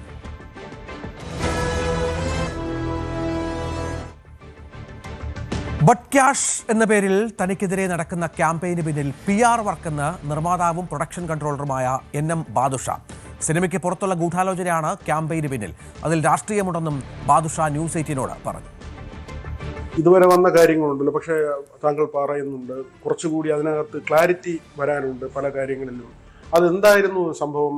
എന്താണ് ഇനി അല്ല അത് ഇനിയിപ്പോൾ അതിനെപ്പറ്റി കൂടുതൽ സംസാരിക്കുന്നില്ല. കാര്യം എന്താണെന്ന് വെച്ചാൽ ഇതിന് സിനിമയെ പറ്റി അറിയാത്ത ആൾക്കാരാണ് ഇതിനിടയിൽ വന്നിട്ട് എന്നെ ചീത്ത പറയുന്നതും എൻ്റെ സോഷ്യൽ മീഡിയകളിൽ വന്ന് എന്നെ ചീത്ത പറയുന്നതെല്ലാം സിനിമ എന്താണെന്നും സിനിമയായിട്ട് ബന്ധമില്ലാത്ത ആൾക്കാർ. പിന്നെ ഇതിനിടയിൽ ഞാൻ പച്ചയായിട്ട് പറഞ്ഞു കഴിഞ്ഞാൽ ഇതിനിടെ നല്ലൊരു PR വർക്ക് നടക്കുന്ന കാര്യം. അതിന് ഏറ്റവും വലിയ തെളിവാണ് എൻ്റെ പേജിനിടയിൽ വരുന്ന ബട്ട് കാശ് എന്ന് പറഞ്ഞ് വരുന്ന മെസ്സേജുകൾ നിങ്ങൾക്ക് നോക്കിയാൽ നിങ്ങൾ നോക്കിയാൽ മനസ്സിലാവും. ഒരു ഫോളോവേഴ്സ് അല്ലെങ്കിൽ 2 ഫോളോവേഴ്സ് ഇങ്ങനെയുള്ള ആൾക്കാരുടെ പേജിൽ നിന്ന് വന്നുകൊണ്ടിരിക്കുന്നത്. അത് ഞാൻ ചോദിക്കുന്നത്, അതായത് ഒരു പടം ഇടുന്നു, ഇപ്പോൾ താങ്കളുടെ പേജിൽ ഒരു പടം വരുമ്പോഴത്തേക്കും ആദ്യത്തെ കമന്റ് നല്ല ചിത്രമാണ്, ബട്ട് ക്യാഷ് എന്ന് പറഞ്ഞിട്ട് അത് ശരിക്കും ക്യാമ്പയിൻ അല്ലേ? ഇത് മൈൻഡ് ഞാനിപ്പോൾ ആ മൈൻഡൊക്കെ വിട്ടല്ലോ. ആദ്യം ഒരുപാട് വിഷമം വന്നു, പക്ഷെ ഞാനത് ചിരിച്ച് കാണുന്നതാണ്. വിഷമം തോന്നിയിട്ടുണ്ട് ഏതെങ്കിലും ഒരു ഘട്ടത്തിൽ? എനിക്ക് ഒരുപാട് വിഷമങ്ങൾ പല ഘട്ടത്തിലും വന്നിട്ടുണ്ട്. ഞാൻ ആദ്യമായിട്ട് ഇതിനെതിരെ പ്രതികരിച്ചപ്പോൾ അന്ന് എൻ്റെ വിഷമങ്ങളൊക്കെ പറഞ്ഞിട്ടുണ്ട്. പിന്നീട് ഞാൻ എന്നെയും എൻ്റെ കുടുംബത്തിനെ സമാധാനിപ്പിച്ചിട്ട് നമ്മൾ മുമ്പോട്ട് പോകും. ഇവർക്കൊക്കെ മറുപടി കൊടുക്കുന്നുണ്ട്. എന്തെങ്കിലും ബോധവോ വിവരമുള്ളവന്മാരാണ് വന്നിട്ട് പറയുന്നത്. യാതൊരു ബന്ധമില്ലാത്ത ഇപ്പം സിനിമയുമായിട്ട് ബന്ധമില്ലാത്ത, അല്ലെങ്കിൽ ഇത് ഇങ്ങനെ ഒരു കാര്യം എന്താണെന്ന് മനസ്സിലാക്കാതെ ഇപ്പോഴും വന്ന് പറഞ്ഞുകൊണ്ടിരിക്കുന്നത് 20 ലക്ഷം കൂടി 20 ലക്ഷം കൊടുക്കുന്ന പറഞ്ഞുകൊണ്ടിരിക്കുന്നത്. ഞാൻ എത്ര മേടിച്ചു എത്ര കൊടുക്കാനുണ്ടെന്ന് ഞാൻ കൃത്യമായിട്ട് ഞാൻ പറഞ്ഞിട്ടുണ്ട്. ഞാൻ എന്നാ പത്രസമ്മേളനത്തിൽ വ്യക്തമായിട്ട് പറഞ്ഞിട്ടുണ്ട്, അതിന് തെളിവ് കാണിച്ചിട്ടുണ്ട്. പക്ഷെ ഇപ്പോഴും വന്നുകൊണ്ടിരിക്കുന്ന കമന്റ് എന്താണ്? അപ്പൊ അത് മൈൻഡിക്കാണ്ടിരിക്കുക. ഹരീഷ് തന്നെ ആദ്യം തുടക്കത്തിൽ ഈ ഒരു തുക പറയുന്നത് ഇത്ര എമൗണ്ട് ഉണ്ട് എന്നുള്ള കാര്യം, അത് താങ്കൾ വാർത്താ സമ്മേളനം നടത്തി വളരെ ക്ലാരിറ്റി പറഞ്ഞതാണ്. പക്ഷെ എങ്കിലും ഒന്നുകൂടി ചോദിക്കുന്നു, അത് അങ്ങനെ ഒരു തുക ഉണ്ടോ? അത് ഇല്ല. അതിനാണ് ഞാൻ തെളിവ് തന്നത്. എന്റെ ബാങ്ക് അക്കൗണ്ടിൽ നിന്ന് പൈസയും ഞാൻ തിരിച്ചു കൊടുത്ത പൈസയും ഞാൻ തെളിവായിട്ട് കാണിച്ചിട്ടുണ്ട്. അയാൾ തെളിയിക്കാൻ പറ്റില്ല, അയാൾക്ക് ഇതുവരെ തെളിയിക്കാൻ പറ്റിയിട്ടില്ലല്ലോ. അയാൾ അങ്ങനെ ഒരു പൈസ അയാളെ ഞാൻ വാങ്ങിച്ചു അയാൾക്ക് തെളിയിക്കാൻ വരെ പറ്റിയിട്ടുണ്ടോ? അതില്ല. അപ്പൊ പിന്നെ അതിനകത്ത് യാതൊരു ഇനിയിപ്പോൾ അതിനെപ്പറ്റി ചർച്ചയെ വേണ്ട. ഞാൻ എൻ്റെ നിയമപരമായിട്ട് ഞാൻ എൻ്റെ കാര്യങ്ങളുമായിട്ട് മുമ്പോട്ട് പോകുന്നുണ്ട്. ഞാൻ ചോദിക്കട്ടെ, ഞാൻ അത്രയും സൗഹൃദത്തിൽ ചെയ്യുന്ന വ്യക്തി, അയാൾക്ക് പൈസ കിട്ടാണ്ടെങ്കിൽ എന്നെ നേരിട്ട് വിളിച്ച് ചോദിക്കാതെ സോഷ്യൽ മീഡിയ വന്നിട്ടാണ് പറയുന്നത്. എനിക്ക് സിനിമ ഫീൽഡിൽ നിന്ന് ഒരുപാട് കാശ് കോടികൾ കിട്ടാനുണ്ട്. ഞാൻ ഇവരുടെയൊക്കെ പേര് വന്ന് വിളിച്ച് പറയേണ്ട കാര്യമുണ്ടോ? ഞാൻ അവരെ വിളിച്ച് ചോദിക്കുക, കിട്ടില്ലെങ്കിൽ നിയമപരമായിട്ട് പോവുക, അങ്ങനെ ചെയ്യേണ്ടത്. ഒരു മനുഷ്യനെ വ്യക്തിഹത്യ ചെയ്യുന്ന രീതിയിലുള്ള പ്രവർത്തനമല്ലാണ് നടത്തിയിരുന്നത്. അത് നടത്താൻ ഇപ്പോൾ ഏറ്റവും വലിയ ഉദാഹരണമാണ് കഴിഞ്ഞ ദിവസം പോലെ രേഖ എന്ന് പറഞ്ഞ നടിക്കുന്നതിന് നടക്കുന്ന ഒരു ഇത്. സോഷ്യൽ മീഡിയ ആണോ എല്ലാവരുടെയും ജീവിതം തീരുമാനിക്കുന്നത്? രേഖ മുഖ്യമന്ത്രിക്ക് പരാതിയായിട്ടൊരു വീഡിയോ നമ്മൾ കണ്ടല്ലോ, കഴിഞ്ഞ ദിവസം കണ്ടല്ലോ. ആ സഹോദരിനെ പോലും വന്നിരുന്നിട്ട് പച്ചക്ക് തെറി പറയല്ലേ. ഇവർ എന്ത് അറിഞ്ഞിട്ടാണ് എഴുതി തെറി പറയുന്നത്? അവരുടെ ജീവിതം തിരഞ്ഞെടുക്കേണ്ട അവരുടെ ആഗ്രഹമല്ല, അവരുടെ ഉത്തരവാദിത്വമല്ല, അവരുടെ തീരുമാനമല്ലേ. അതിന് സോഷ്യൽ മീഡിയയാണ് അതൊക്കെ തീരുമാനിക്കുന്നത്. താങ്കൾ പറയുന്നതാണെങ്കിൽ ഒരു 76 സിനിമ ഹരീഷിന് ചെയ്തു കൊടുത്തെങ്കിൽ അതൊരു ചെറിയ എണ്ണമല്ല, ചെറിയൊരു സംഖ്യയല്ല. അപ്പോൾ വലിയൊരു സഹായം ഹരീഷിന് കിട്ടിയിട്ടുണ്ട്. പക്ഷെ അത് ഹരീഷ് തിരിച്ച് ഉണ്ടായ പ്രതികരണം എന്നെ കൊണ്ട് ഉപകാരം മാത്രമേ ഉണ്ടായിട്ടില്ല, എന്നെ കൊണ്ട് ഉപദ്രവം ഉണ്ടായിട്ടില്ല. പക്ഷെ അദ്ദേഹം എന്തുകൊണ്ട് ഇത് വിളിച്ച് പറഞ്ഞു എന്ന് എനിക്ക് ഇപ്പോഴും മനസ്സിലായിട്ടില്ല. പുള്ളി അതിനെതിരെ ഇന്നുവരെ ഞാൻ വിളിച്ചിട്ട് ഫോൺ എടുക്കുകയോ അല്ലെങ്കിൽ എന്നെ ഇങ്ങോട്ട് വിളിക്കുകയോ ഒന്നും ഉണ്ടായിട്ടില്ല. ഈ നല്ല സൗഹൃദങ്ങൾ അങ്ങനെ ബ്രേക്കായി പോകുമ്പോൾ അതും ഒരു വിഷമമാണ്. കാര്യം അത്ര സൗഹൃദമായിട്ട് നിന്നിരിക്കുന്ന വ്യക്തികൾ ആവശ്യമില്ലാതെ എന്തിനാണ് ചെയ്തതെന്ന് കൂടി നമുക്കറിയാം. അതേസമയം മറ്റൊരു പ്രധാനപ്പെട്ട വിവരം കൂടി ബാദുഷ പങ്കുവച്ചത് താൻ BJPയിലേക്ക് എന്ന സൂചന കൂടിയാണ്. കോൺഗ്രസ് കുടുംബത്തിലെ അംഗമാണ് ബാദുഷ.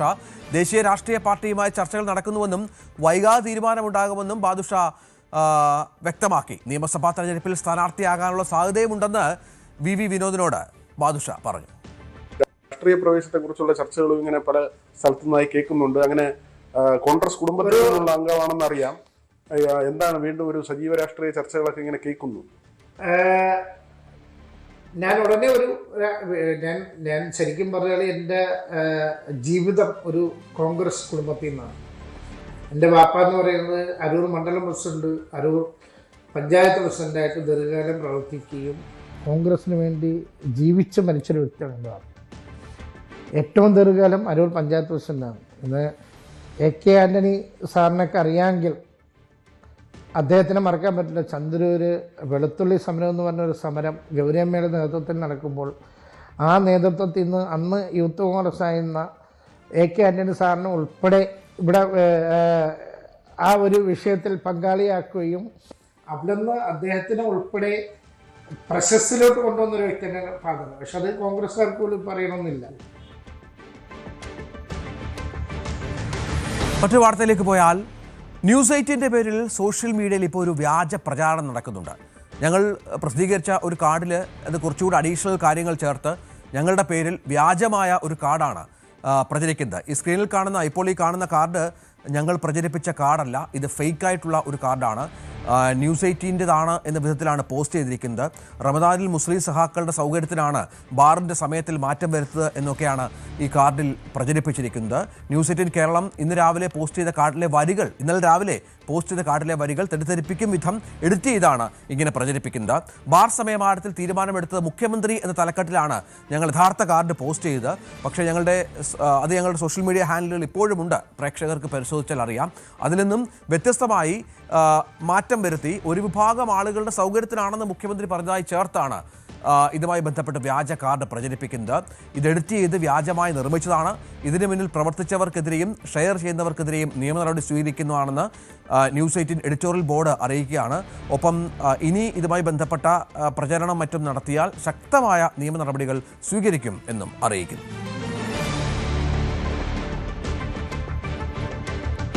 കേരളത്തിൽ സർക്കാർ ആശുപത്രികളുടെ അടിസ്ഥാന സൗകര്യങ്ങൾ വർദ്ധിപ്പിക്കുന്നതിനായി കിഫ്ബി വൻതുക ചെലവഴിച്ചുള്ള വികസന പദ്ധതികളാണ് നടപ്പിലാക്കുന്നത്. എറണാകുളം ജില്ലയിൽ കൊച്ചിൻ ക്യാൻസർ റിസർച്ച് സെന്ററും എറണാകുളം ജനറൽ ആശുപത്രിയിലും വികസന നേട്ടങ്ങളുടെ പട്ടികയിൽ പെടുന്നു. കിഫ്ബി വഴി 385 കോടി രൂപ ചെലവഴിച്ചാണ് ക്യാൻസർ സെന്ററിന്റെ നിർമ്മാണം. 76.5 കോടിയാണ് എറണാകുളം ജനറൽ ആശുപത്രിയുടെ സൂപ്പർ സ്പെഷ്യാലിറ്റി ബ്ലോക്കിനായി ചെലവഴിച്ചത്. സൗകര്യങ്ങളുടെ കാര്യത്തിൽ സ്വകാര്യ മേഖലയിലെ സൂപ്പർ സ്പെഷ്യാലിറ്റി ആശുപത്രികളോട് കിടപിടിക്കുന്നതാണ് കൊച്ചിൻ ക്യാൻസർ സെന്റർ. കിഫ്ബി വഴി 385 കോടി രൂപ ചെലവഴിച്ചാണ് ക്യാൻസർ ആൻഡ് റിസർച്ച് സെന്റർ പൂർത്തീകരിച്ചത്. 4 ബ്ലോക്കുകളിലായി 6 മുതൽ 9 നിലകളിലായിട്ടാണ് ക്യാൻസർ റിസർച്ച് സെന്ററിന്റെ നിർമ്മാണം നടത്തിയിട്ടുള്ളത്. ആദ്യഘട്ടത്തിൽ 100 കിടക്കകളാണ് സജ്ജമാക്കിയത്. ICU ഉൾപ്പെടെ 451 കിടക്കകളാണ് CCRC ലക്ഷ്യമിടുന്നത്. അത്യാധുനിക സ്കാനിംഗ്, എക്സ്റേ, റേഡിയേഷൻ ഉപകരണം എന്നിവ സജ്ജമാക്കി. 16 ലിഫ്റ്റുകൾ, അത്യാധുനിക ഓപ്പറേഷൻ തിയേറ്ററുകൾ, 550 കാറുകൾക്ക് പാർക്കിംഗ് തുടങ്ങിയ സൗകര്യങ്ങളുമുണ്ട്. മറ്റ് ക്യാൻസർ സെന്ററുകളിൽ നിന്ന് വ്യത്യസ്തമായി ചികിത്സയോടൊപ്പം ക്യാൻസർ ഗവേഷണവും ലക്ഷ്യമിടുന്നു. ഗവേഷണ ആവശ്യങ്ങൾക്കായി മാത്രം 10,000 ചതുരശ്ര അടി സ്ഥലം സജ്ജമാക്കിയിട്ടുണ്ട്. ക്യാൻസർ ഗവേഷണവുമായി ബന്ധപ്പെട്ട സ്റ്റാർട്ടപ്പുകൾക്കും പ്രത്യേക ഇടമുണ്ട്. സെന്റർ പൂർണ്ണതോതിൽ പ്രവർത്തന സജ്ജമാകുന്നതിന്റെ ഭാഗമായി 91 സ്ഥിരം തസ്തികകളും 68 കരാർ തസ്തികകളുമാണ് പുതിയതായി സൃഷ്ടിച്ചിരിക്കുന്നത്.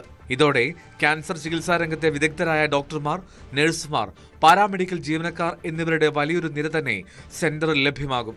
മധ്യ കേരളത്തിന്റെ ഏറ്റവും പ്രധാനപ്പെട്ട ഒരു ആവശ്യമായിരുന്നു ക്യാൻസർ സെന്റർ എന്നുള്ളത്. കൊച്ചി ക്യാൻസർ സെന്റർ കഴിഞ്ഞ ഗവൺമെന്റ് സമയത്ത് 18-ൽ കല്ലിട്ടു. ഇപ്പോൾ അതിവേഗതയിൽ പ്രവർത്തനം നടത്തി കഴിഞ്ഞ ദിവസം മുഖ്യമന്ത്രി നാടിന് സമർപ്പിച്ചു. ഏകദേശം 406 കോടി രൂപയാണ് എല്ലാം കൂടി കണക്കിലെടുക്കുമ്പോൾ ഈ പദ്ധതിക്ക് വേണ്ടി ചെലവായിട്ടുള്ളത്. സങ്കീർണമായ ശസ്ത്രക്രിയകൾക്കായി 12 ഓപ്പറേഷൻ തിയേറ്ററുകളാണ് സജ്ജീകരിച്ചിട്ടുള്ളത്. ഇതിൽ ഒരെണ്ണം റോബോട്ടിക് ശസ്ത്രക്രിയയ്ക്കായി മാറ്റിവെച്ചിട്ടുണ്ട്. ഗവേഷണ ആവശ്യങ്ങൾക്ക് മാത്രമായി കെട്ടിടത്തിൽ 10,000 ചതുരശ്ര അടി സ്ഥലമാണ് നീക്കിവെച്ചിട്ടുള്ളത്. 12.1 ഏക്കർ ഭൂമിയിലാണ് CCRC കെട്ടിടം ഉയർന്നിട്ടുള്ളത്. 550 കാറുകൾക്കുള്ള പാർക്കിംഗ് സൗകര്യവും ഒരുക്കിയിട്ടുണ്ട്. 6.32 ലക്ഷം ചതുരശ്ര അടി വിസ്തീർണത്തിലാണ് കെട്ടിടം നിർമ്മിച്ചിട്ടുള്ളത്. കേരളത്തിൽ ആദ്യമായി എഡ്ജ് സർട്ടിഫിക്കറ്റ് നേടിയ കെട്ടിടമാണ് CCRCയുടേത്. ആവശ്യമായ മുഴുവൻ വൈദ്യുതിയും സോളാർ വഴിയാണ് ലഭിക്കുക. 500 കിലോവാട്ട് വൈദ്യുതിക്കുള്ള സംവിധാനം ഏർപ്പെടുത്തിയിട്ടുണ്ട്. 2021-ൽ ഉദ്ഘാടനം ചെയ്ത എറണാകുളം ജനറൽ ആശുപത്രിയുടെ സൂപ്പർ സ്പെഷ്യാലിറ്റി ബ്ലോക്ക് കിഫ്ബി സഹായത്തോടെ 76.5 കോടി രൂപ ചെലവഴിച്ചാണ് നിർമ്മിച്ചത്. 70,000 ചതുരശ്ര അടിയിലാണ് സൂപ്പർ സ്പെഷ്യാലിറ്റി ബ്ലോക്കിന്റെ നിർമ്മാണം. 8 നിലകളിലായി വിവിധ സജ്ജീകരണങ്ങളാണ് ജനറൽ ആശുപത്രിയിൽ ഒരുക്കിയിരിക്കുന്നത്. 161 പേരെ കിടത്തി ചികിത്സിക്കാനുള്ള സൗകര്യമുണ്ട്. 6 ഓപ്പറേഷൻ തിയേറ്ററുകൾ, തീവ്രപരിചരണ വിഭാഗങ്ങൾ, വാർഡുകൾ, എൻഡോസ്കോപ്പി യൂണിറ്റ്, 8 OP യൂണിറ്റുകൾ എന്നിവ സൂപ്പർ സ്പെഷ്യാലിറ്റി ബ്ലോക്കിലുണ്ട്. 2021 ഉദ്ഘാടനം ചെയ്യപ്പെട്ട കിഫ്ബിയുടെ 74 കോടി രൂപ ഫണ്ട് ഉപയോഗിച്ച് നിർമ്മിച്ച സൂപ്പർ സ്പെഷ്യാലിറ്റി ബ്ലോക്ക് ഈ ആശുപത്രി യാഥാർത്ഥ്യമായി. അവിടെ ഉണ്ടായിരുന്ന നമ്മുടെ ഉത്തരവാദിത്വം എന്ന് പറഞ്ഞാൽ ആ സൂപ്പർ സ്പെഷ്യാലിറ്റി ബ്ലോക്ക് പരമാവധി പ്രവർത്തനം സജ്ജമാക്കുക എന്നുള്ളതാണ്. അതിൻ്റെ തുടർച്ചയായിട്ട് നടത്തിയ വിവിധങ്ങളായ പ്രവർത്തന ഭാഗമായിട്ടാണ് 2021 ആദ്യമായിട്ട് ഓപ്പൺ ഹാർട്ട് സർജറി യാഥാർത്ഥ്യമാവുന്ന രീതിയിൽ അതിൻ്റെ യൂട്ടിലൈസേഷൻ മാറ്റിമറിക്കപ്പെടുന്നത്. അങ്ങനെ സൂപ്പർ സ്പെഷ്യാലിറ്റി ബ്ലോക്കിൽ ഇപ്പോൾ നിലവിൽ 7 സൂപ്പർ സ്പെഷ്യാലിറ്റി വിഭാഗങ്ങൾ നിലവിലുണ്ട്. അത് 7 വ്യത്യസ്തമായ സമഗ്രമായിട്ട് സങ്കീർണമായ കാര്യങ്ങൾ, ശസ്ത്രക്രിയകളും അനുബന്ധ കാര്യങ്ങളും ചെയ്യുന്ന ഒരു വലിയ ബൃഹത്തായ സംവിധാനമായിട്ട് മാറി. ഇതിലെ അത്യാധുനിക ഓപ്പറേഷൻ തിയേറ്റർ കോംപ്ലക്സിലാണ് ഹൃദയം മാറ്റിവെക്കൽ ശസ്ത്രക്രിയ നടത്തുവാൻ സജ്ജമാക്കിയിരിക്കുന്നത്. 5 cardiology, cardio thoracic surgery, urology, nephrology, neurology, neuro surgery തുടങ്ങിയ സ്പെഷ്യാലിറ്റി സേവനങ്ങളും ഈ ബ്ലോക്കിൽ ഉൾപ്പെടുത്തിയിട്ടുണ്ട്. കാർഡിയോ തൊറാസിക് സർജൻ ഉൾപ്പെടെ 25 പുതിയ തസ്തികകൾ സൃഷ്ടിക്കുകയും നിയമനം നടത്തുകയും ചെയ്തിട്ടുണ്ട്. ഇൻകെല്ലിനായിരുന്നു ഇരു പദ്ധതികളുടെയും നിർമ്മാണ ചുമതല. ന്യൂസ് 18 കൊച്ചി.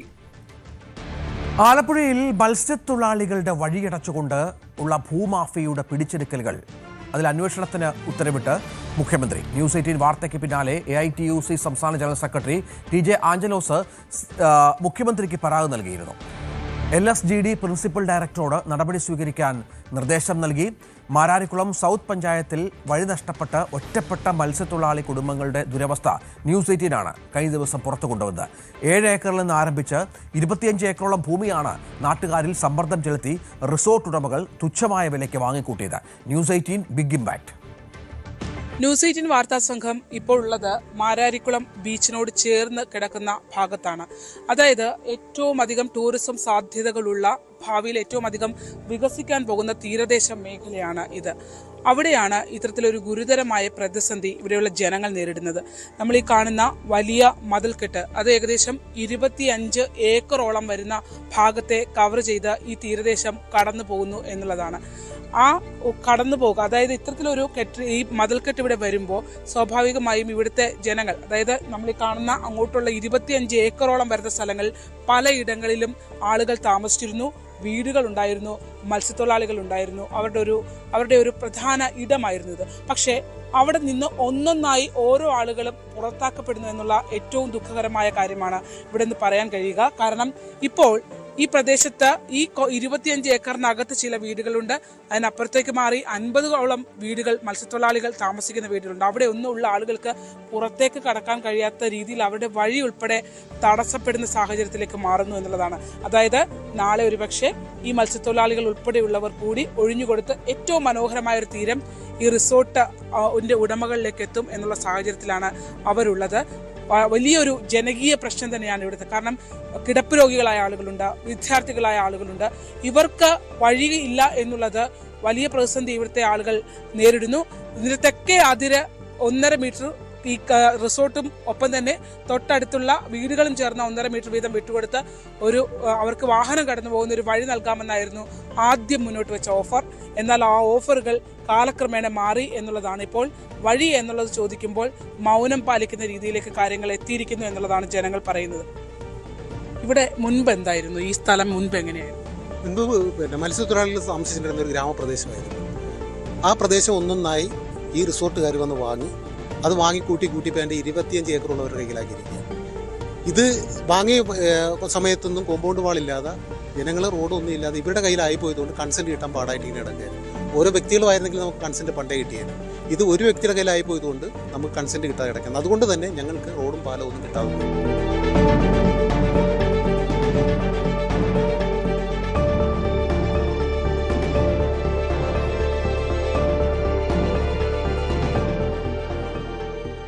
കാണുന്ന ഈ ഭാഗം, ഇത് തീരദേശ ഹൈവേയുടെ ഭാഗമാണ്. ഏറ്റവും തിരക്കേറിയ റോഡാണ്. ഇവിടെ നിന്ന് അങ്ങ് പടിഞ്ഞാറേ അറ്റം വരെയുള്ള 25 ഏക്കർ സ്ഥലമാണ് ഈ റിസോർട്ട് എടുത്തിരിക്കുന്നത്. മാരാരി ബീച്ച് വില്ലേജ് പ്രോജക്റ്റും ഒപ്പം തന്നെ കുരുവി എന്ന് പറഞ്ഞൊരു ആദ്യത്തെ ഒരു രജിസ്ട്രേഷനുമാണ് ഉള്ളത്. അവർ ആദ്യം വഴി നൽകാമെന്ന് പറഞ്ഞ ഭാഗം ഇതാണ്. അതായത് ഇവിടെ നിന്ന് 1.5 മീറ്റർ റിസോർട്ട് ഉടമകളും 1.5 മീറ്റർ പ്രദേശത്തുള്ള അങ്ങേ അറ്റം വരെയുള്ള ജനങ്ങളും വഴിക്കായി വിട്ടു നൽകിയിട്ടുണ്ട്. അങ്ങനെ ഇവിടെ നിന്ന് അങ്ങേ അറ്റം വരെ സ്ട്രെയിറ്റ് ഒരു റോഡ് എന്നുള്ളതാണ് റിസോർട്ട് ജനങ്ങൾക്ക് മുന്നിലേക്ക് വെച്ച ആദ്യ മോഹന വാഗ്ദാനം. കാരണം ജനങ്ങൾ കടന്നു പോയിരുന്നത് ഈ റിസോർട്ടിനകത്തുള്ള പ്രോപ്പർട്ടി കൂടെ വട്ടം ഛേദിച്ചു പോകുന്ന രീതിയിലായിരുന്നു അവരുടെ വഴി. ആ വഴിക്ക് പകരം ഇത് നൽകാം എന്നുള്ളൊരു ഓഫറായിരുന്നു വെച്ചിരുന്നത്. പക്ഷെ നമുക്ക് ദൃശ്യങ്ങൾ തന്നെ കാണാം. ഇപ്പോൾ ഇവിടെ അതിനുവേണ്ടിയുള്ള റിസോർട്ടിന്റെ നിർമ്മാണത്തിന് വേണ്ടിയുള്ള സാധന സാമഗ്രികൾ ഇറക്കിയിരിക്കുകയാണ്.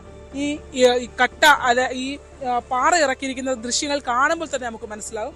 അതായത് ഈ വഴി മുഴുവനായി അവർ അടച്ചു കളഞ്ഞു എന്നുള്ളതാണ്. അവരെന്താണോ ജനങ്ങൾക്ക് ഓഫർ ചെയ്തത് അത് മാറ്റിയിട്ട് ഈ വഴി മുഴുവൻ അടച്ചു. ഇതിന് തൊട്ട് പുറകിലാണ് കാണുന്ന കെട്ടിടമാണ് അംഗനവാടി പ്രവർത്തിക്കേണ്ട കെട്ടിടം. അതിനുൾപ്പെടെ എങ്ങനെ വഴി ആ കുട്ടികൾ ഉൾപ്പെടെ എങ്ങനെ കടന്നു പോകും എന്നുള്ള ചോദ്യമാണ് ഇവിടെ ഉയർന്നു നിൽക്കുന്നത്. ഇനിയും അങ്ങോട്ട് ഒരുപാട് സ്ഥലങ്ങൾ കാണാനുണ്ട്. ആ സ്ഥലങ്ങൾ ഉൾപ്പെടെ നമ്മൾ കാണുമ്പോഴാണ് ഇതിന്റെ ഒരു ഭീകരത നമുക്ക് മനസ്സിലാക്കാൻ കഴിയുന്നത്. 10-20 വർഷമായിട്ട് ഈ ഭൂമാഫിയ ഇവിടെ സ്ഥലം എടുത്തിരിക്കുക. അപ്പോൾ ആ സ്ഥലം ഈ നമ്മുടെ തീരദേശ റോഡുമായിട്ട് എൻ്റെ പങ്കിടുന്ന ആ സ്ഥലത്ത് ഇങ്ങോട്ട് വന്നാൽ ഈ റോഡും ഈ പാലവും നമുക്ക് യാഥാർത്ഥ്യമാക്കാൻ പറ്റത്തുള്ളൂ. ഈ ഒരു പ്രദേശത്തെ മൊത്തം ആ ഗതാഗത സൗകര്യമാകണമെങ്കിൽ ഇപ്പോൾ ഇവിടെ ഗവൺമെൻറ് ഹൈസ്കൂളുണ്ട്, നമ്മുടെ കൊല്ലത്തെ പിന്നെ ഹോളി ഫാമിലി ചർച്ചുണ്ട്. അപ്പോൾ ആ പള്ളികളിലേക്ക് പോകാനും സ്കൂളിലേക്ക് പോകാനും അതേശം കിഴക്ക് വാർഡുകളിൽ നിന്ന് മത്സരങ്ങൾക്ക് ഇവിടെ മത്സരം നടത്തുവാൻ വേണ്ടി പടിഞ്ഞോട്ട് വരുവാനും കടപ്പുറത്തേക്ക് വരുവാനും ഈ ഒരു വഴികളും ഉണ്ടായിരുന്നുള്ളൂ. എന്നാൽ ഇവർ ആ ഭൂമാഫിയ അവിടെ എടുത്തുകൊണ്ട് അവിടുത്തെ തിരശ്ശ റോഡുമായിട്ട് അവിടുത്തെ എൻ്റെ നിന്ന് പടിഞ്ഞോട്ട് വന്നാലേ അവർ സ്ഥലം തന്നാൽ മാത്രമേ നമുക്ക് ഈ പാലവും റോഡും ഒക്കെ യാഥാർത്ഥ്യമാകാൻ പറ്റത്തുള്ളൂ. ഈ കാണുന്നതാണ് പൊള്ളത്തെ ബീച്ച്. ഈ ബീച്ചിന്റെ ഭാഗത്തേക്ക്, അതായത് നമ്മൾ കണ്ട തീരദേശ ഹൈവേയിൽ നിന്നും ആ പ്രോപ്പർട്ടി എത്തിയാൽ 25 ഏക്കറോളം വരുന്ന സ്ഥലം കവർ ചെയ്ത് ഇവിടെയാണ് വന്നത് അവസാനിക്കുന്നത്. അതായത് ഏറ്റവും മനോഹരമായ ഏകദേശം 1 കിലോമീറ്ററോളം അല്ലെങ്കിൽ 1/2 കിലോമീറ്ററിനടുത്ത് വരുന്ന ഒരു ഫ്രണ്ടേജാണ്, ബീച്ചിന് ഫ്രണ്ടേജാണ് കിട്ടുന്നത്. ഇപ്പോൾ തന്നെ ഈ ഭാഗങ്ങളിൽ നിയന്ത്രണം ഏർപ്പെടുത്തിയിട്ടുണ്ട് എന്നുള്ളതാണ് മത്സ്യത്തൊഴിലാളികൾ പറയുന്നത്. അവർക്ക് അത്തരത്തിലുള്ള ആ വികസന പ്രവർത്തനങ്ങളെ ഒന്നും അവർ തടയുന്നില്ല. പക്ഷേ അവർക്ക് വേണ്ട അടിസ്ഥാന ആവശ്യം എന്നുള്ള വഴി അത് ഇല്ലാതാക്കരുത് എന്നുള്ള ആവശ്യമാണ് അവർ ഉന്നയിക്കുന്നത്. ഓരോ പ്രോപ്പർട്ടിയും വാങ്ങി അതിന് ആദ്യം 7 സെന്റിൽ നിന്ന് തുടങ്ങി കുരുവി എന്ന് പറഞ്ഞൊരു പ്രോപ്പർട്ടിയാണ് ഇവർ ആദ്യം വാങ്ങുന്നത്. അതിന്റെ പേരിലാണ് പഞ്ചായത്ത് രജിസ്ട്രേഷൻസും കാര്യങ്ങളും പോയിരിക്കുന്നത്. അത് കഴിഞ്ഞ് Marari villa, beach villa project എന്ന് പറഞ്ഞുകൊണ്ട് മറ്റൊരു സംവിധാനം കൂടി, അതായത് പുതിയ ഇപ്പോൾ പറഞ്ഞ അബ്ദുള്ള അടക്കമുള്ള ആളുകൾ നേതൃത്വം നൽകുന്ന ഒരു സംവിധാനം കൂടി ഇതിലേക്ക് കടന്നു വരുന്നു. അങ്ങനെ ഈ 7 ഏക്കറിന് പുറമെയാണ് ബാക്കിയുള്ള ചെറിയ ചെറിയ വീടുകൾ ഉൾപ്പെടെയുള്ള സ്ഥലങ്ങൾ വാങ്ങി 25 ഏക്കറോളം സ്ഥലം അവർ വാങ്ങി അവരുടെ കൈവശം ആക്കിയിരിക്കുന്നത്. അപ്പോഴും ഈ 25 ഏക്കറിനകത്ത് ഇവരുടെ മതിൽക്കെട്ടിനകത്ത് പെട്ടുപോയിട്ടുള്ള മനുഷ്യരുണ്ട്, വീടുകളുണ്ട്, ഒപ്പം തന്നെ അംഗനവാടികളുണ്ട്. അത്തരം സ്ഥലങ്ങൾക്ക്, അത്തരം ഇടങ്ങൾ കൂടി വഴികൾ തടസ്സമാക്കുന്ന രീതിയിൽ മുഴുവനായി, അതായത് ഓരോ ഭാഗത്തെയും എങ്ങനെയാണ് കവർന്നെടുക്കുന്നത് എന്നുള്ളതിന്റെ കൃത്യമായ തെളിവാണ് നമുക്ക് ഈ പൊള്ളത്തയിൽ നിന്ന് കാണാൻ കഴിയുന്നത്.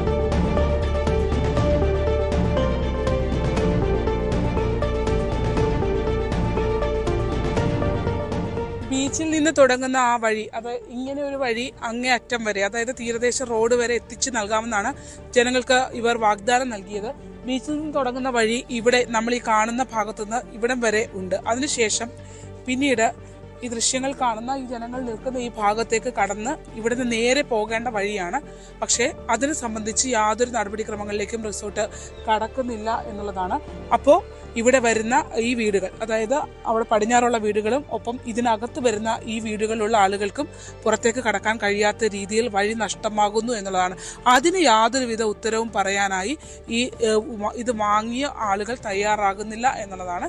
ആദ്യം ഇവരെ ഈ നേരത്തെ കാണിച്ച ഭാഗം കാണിച്ച് വഴി നൽകുമെന്നുള്ള വാഗ്ദാനം നൽകി ഇവിടെയുള്ള മനുഷ്യരെ കബളിപ്പിക്കുകയായിരുന്നു എന്നുള്ള പ്രധാന ആരോപണമാണ് ജനങ്ങൾ ഉന്നയിക്കുന്നത്. ഇവർ ഈ വീതിക്ക് റോഡ് തരാമെന്ന് പറഞ്ഞിട്ടാണ് ഈ മതിൽ ഉൾപ്പെടെയുള്ളത് കെട്ടാൻ ഞങ്ങൾ അനുവദിച്ചതും ഇവിടുന്ന് അങ്ങോട്ട് ഇതിൻ്റെ അറ്റം വരെ ഈ റോഡ് തരാമെന്ന് അവർ അംഗീകരിച്ചതുമാണ്. ഇപ്പോഴാണ് ഇതിനനുസരിച്ച് ഇങ്ങനെ വരുമ്പോൾ ഈ പറയുന്ന പ്രദേശത്തുള്ള ആൾക്കാർക്ക് എല്ലാവർക്കും ഈ റോഡിൻ്റെ പ്രയോജനം ഉണ്ടാകുകയും ചെയ്യും. പക്ഷേ ഇവരിപ്പോൾ അതിന് മലക്കം പറഞ്ഞിരിക്കുകയാണ്. ആ പ്രദേശത്ത് സ്റ്റാർട്ടിങ്ങിൽ അവസാനത്തെ സ്ഥലത്ത് സ്ഥലം തരികയും ഫ്രണ്ടിൽ തരാൻ പറ്റത്തില്ല എന്ന ശൈലിയിലേക്കാണ് അവരിപ്പോൾ പറഞ്ഞുകൊണ്ടിരിക്കുന്നത്. ഈ വീട് ഒപ്പം തന്നെ ഈ കാണുന്ന വീടുകളൊക്കെ തന്നെ ഈ രീതിയിൽ വഴി ലഭ്യമായിട്ടില്ലെങ്കിൽ ഉള്ളിൽ അകപ്പെട്ട ഒരവസ്ഥയിലേക്ക് പോകുന്നുള്ളതാണ്. ഇനി തൊട്ടപ്പുറത്തൊരു റോഡ് ഉണ്ട്. അത് ഒരു റിസോർട്ടിലേക്കുള്ള, സ്വകാര്യ റിസോർട്ടിലേക്കുള്ള പ്രൈവറ്റ് റോഡാണ്. അപ്പോൾ ഈ കാണുന്ന ഭാഗത്തുകൂടെയുള്ള വഴി, അതായത് ഈ വീതിക്ക് വഴി നേരത്തെ കണ്ട വീതിയിൽ വഴി നൽകാമെന്നാണ് ആദ്യം റിസോർട്ടിന്റെ നേതൃത്വത്തിലുള്ള ആളുകൾ ഉൾപ്പെടെ വന്ന് സ്ഥലം ഉൾപ്പെടെ അളന്ന് തീരുമാനിച്ചത്. പക്ഷേ അവർ പിന്നീട് അതിൽ നിന്ന് മാറുകയായിരുന്നു. ഈ വീട്ടുകാരൊക്കെ എങ്ങനെ പോകും എന്നുള്ള ചോദ്യമാണ് പ്രധാനമായി നിൽക്കുന്നത്. വിദ്യാർത്ഥികളുണ്ട്, കിടപ്പ് രോഗികളായ ആളുകൾ ഉൾപ്പെടെ ഈ വീടുകളിലെല്ലാം തന്നെയുണ്ട്. ഇപ്പോൾ എല്ലാ പ്രശ്നം വെള്ളമായി വരുമ്പോൾ ഞങ്ങൾക്ക് ഒരു വിധത്തിലും പറ്റാത്ത ഒരവസ്ഥയാണ്. അത് പറയാൻ പോലും പറ്റില്ല, ഒന്ന് കണ്ടാലേ പറ്റൂ. നിങ്ങൾ വഴി വിട്ടുകൊടുത്തവർ, നിങ്ങൾ സ്ഥലം വിട്ടുകൊടുത്തവരാണോ ഈ റോഡ് പണി? അപ്പൊ ഇവിടെ എത്ര പേരുണ്ട് കിടപ്പ് രോഗികളായിട്ട്? ഇവിടെ ഈ നടക്കാൻ മേല ഞാൻ പിന്നെ ഒരു കിടപ്പുണ്ട്. ഈ അസുഖമൊക്കെ വരുമ്പോ എന്താ ചെയ്യുന്നത്? അത് ഒരുപാട് പേരോട് ചുമന്നാണ് റോഡിലോട്ട് കൊണ്ടുപോകുന്നത്. വണ്ടി എടുത്ത് വണ്ടിയുടെ ഇടത്തൊക്കെ സംവിധാനം എടുത്താണ് റോഡിലോട്ട് കൊണ്ടുപോകുന്നത്. ഈ വഴിയില്ലാത്തത് ഒരു വലിയ പ്രശ്നമായിട്ടുണ്ട്. വലിയ പ്രശ്നം ഞങ്ങൾക്ക് ഒരു വിധത്തിലും പറ്റാത്ത പ്രശ്നം വഴിയില്ലാത്ത. ഇതിനകത്തൊരു ഒറ്റപ്പെട്ടു പോയ അവസ്ഥയാണല്ലേ? കുറച്ച് വീട്ടുകാർ ഞങ്ങൾ ഒറ്റപ്പെട്ടു.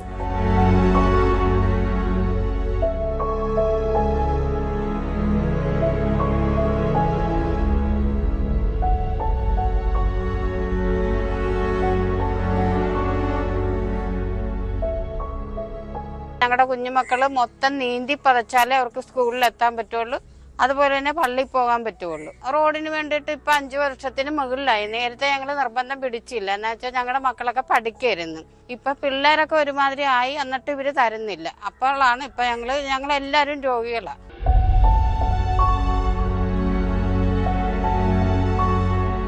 കടന്നു വന്ന ആ വഴിയിൽ ഉള്ള വീടുകൾ കഴിഞ്ഞാൽ, അതായത് ആ വീടുകളൊക്കെ തന്നെ വഴിക്ക് സ്ഥലം വിട്ടുകൊടുത്തവരാണ്.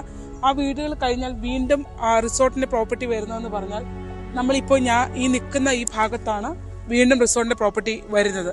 അതിനകത്ത്, അതായത് ഈ പ്രോപ്പർട്ടിക്കകത്ത് നിൽക്കുന്ന 2 വീടുകളാണ് നമ്മൾക്ക് പിന്നിൽ കാണുന്ന ദൃശ്യങ്ങൾ കാണുന്ന ഈ വീടുകൾ. അപ്പോൾ ഇവിടെ അവർ മതിൽ കെട്ടി അടച്ചാൽ ഈ 2 വീട്ടുകാർ എന്ത് ചെയ്യുമെന്നുള്ള ചോദ്യം വളരെ പ്രധാനപ്പെട്ടതാണ്. അത്തരത്തിലാണ് ഓരോ ഇടങ്ങളിലും. അങ്ങനെ ആദ്യഘട്ടങ്ങളിൽ ഇതിനകത്ത് ഈ കോമ്പൗണ്ട് ചുറ്റും അവരുടെ പ്രോപ്പർട്ടി, റിസോർട്ടിന്റെ പ്രോപ്പർട്ടി വരികയും അതിനകത്ത് പെട്ടുപോവുകയും ചെയ്ത ആളുകളാണ് പെട്ട വിലയ്ക്ക് ഇവർക്ക് സ്ഥലം വിറ്റ് മാറേണ്ടി വന്നവർ. അങ്ങനെ മാറാതെ പിടിച്ചു നിൽക്കുന്ന ആളുകളാണ് ഇപ്പോൾ കാണുന്ന ഈ 2 വീടുകൾ.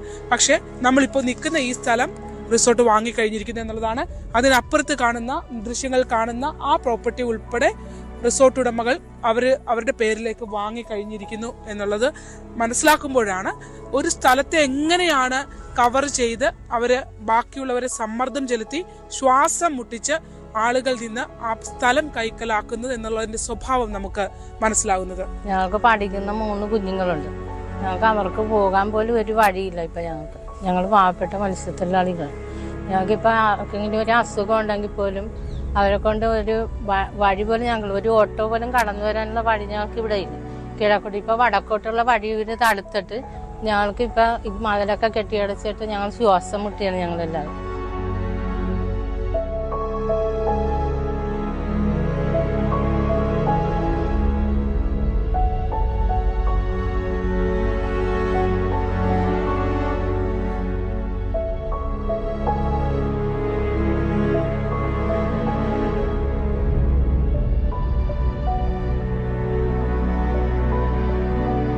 കുട്ടികൾ കടന്നു വന്ന വഴി കണ്ടു കാണുമല്ലോ. അതായത് ഈ ഒരു പാലത്തിൽ 2-3 കോൺക്രീറ്റ് ബീമുകൾ പോലെ വാർത്തിട്ടേക്കുന്ന ഈ ഇതിലൂടെയാണ് കുട്ടികൾ കടന്നു വന്നുകൊണ്ടിരിക്കുന്നത്. നിങ്ങളുടെ ഒരു അവസ്ഥ എങ്ങനെയാ? മഴക്കാലമായാലും ഈ തോടിന്റെ കൂടെ എങ്ങനെയാ പോക്കൊക്കെ? ഭയങ്കര പാടാണ്. ഈ നീന്തിയൊക്കെ കാണത്തില്ല, ചിലപ്പോ തോട്ടിലൊക്കെ വീഴും. മഴക്കാലമാണ് എങ്ങനെയാ മക്കളെ? എല്ലാ ദിവസവും നിങ്ങൾ സ്കൂളിൽ പോകാറുണ്ടോ? മഴ കൂടുതലുള്ള സമയത്ത് പോകത്തില്ല. എങ്ങനെയാ നിങ്ങളുടെ ഒരു യാത്ര എങ്ങനെയാ സ്കൂളിലൊക്കെ? സ്കൂളിൽ അവിടം വരെ വെള്ളം നിറഞ്ഞു കിടക്കും. ഏതാ പടിഞ്ഞാറ് ചേച്ചി വന്ന ഭാഗത്തോട്ട് വെള്ളം നിറഞ്ഞു കിടക്കും. ആ പാലത്തിന് അങ്ങോട്ട് ഇവിടെ വരെ നിറഞ്ഞു കിടക്കും. വാന്റെ ഒക്കെ കീഴ് വെച്ചിട്ടിങ്ങനെ നടന്നു പോകും വെള്ളത്തിൽ പോവാ. അതുപോലെ ഈ ഭാഗം മുഴുവൻ അങ്ങ് കാട് പിടിച്ച് കിടക്കുവാണല്ലോ. കാട് പിടിച്ച് കിടക്കേ പാമ്പൊക്കെ ഉണ്ടെങ്കിൽ അറിയത്തില്ല വെള്ളത്തിൽ കിടക്കും. ആണല്ലോ. എങ്ങനെയാ അച്ഛനമ്മയാണോ കൊണ്ടാക്കുന്നതൊക്കെ? തന്നെ പോവും. ഒരു കൂട്ടുകാരെല്ലാം കൂടെ ചേർന്ന് പോവോ? രാത്രിയൊക്കെ ട്യൂഷൻ കഴിഞ്ഞ് വരാറുണ്ട് ഇതിൽ കൂടെ? ലൈറ്റും കാര്യങ്ങളൊന്നും ഇല്ലല്ലേ?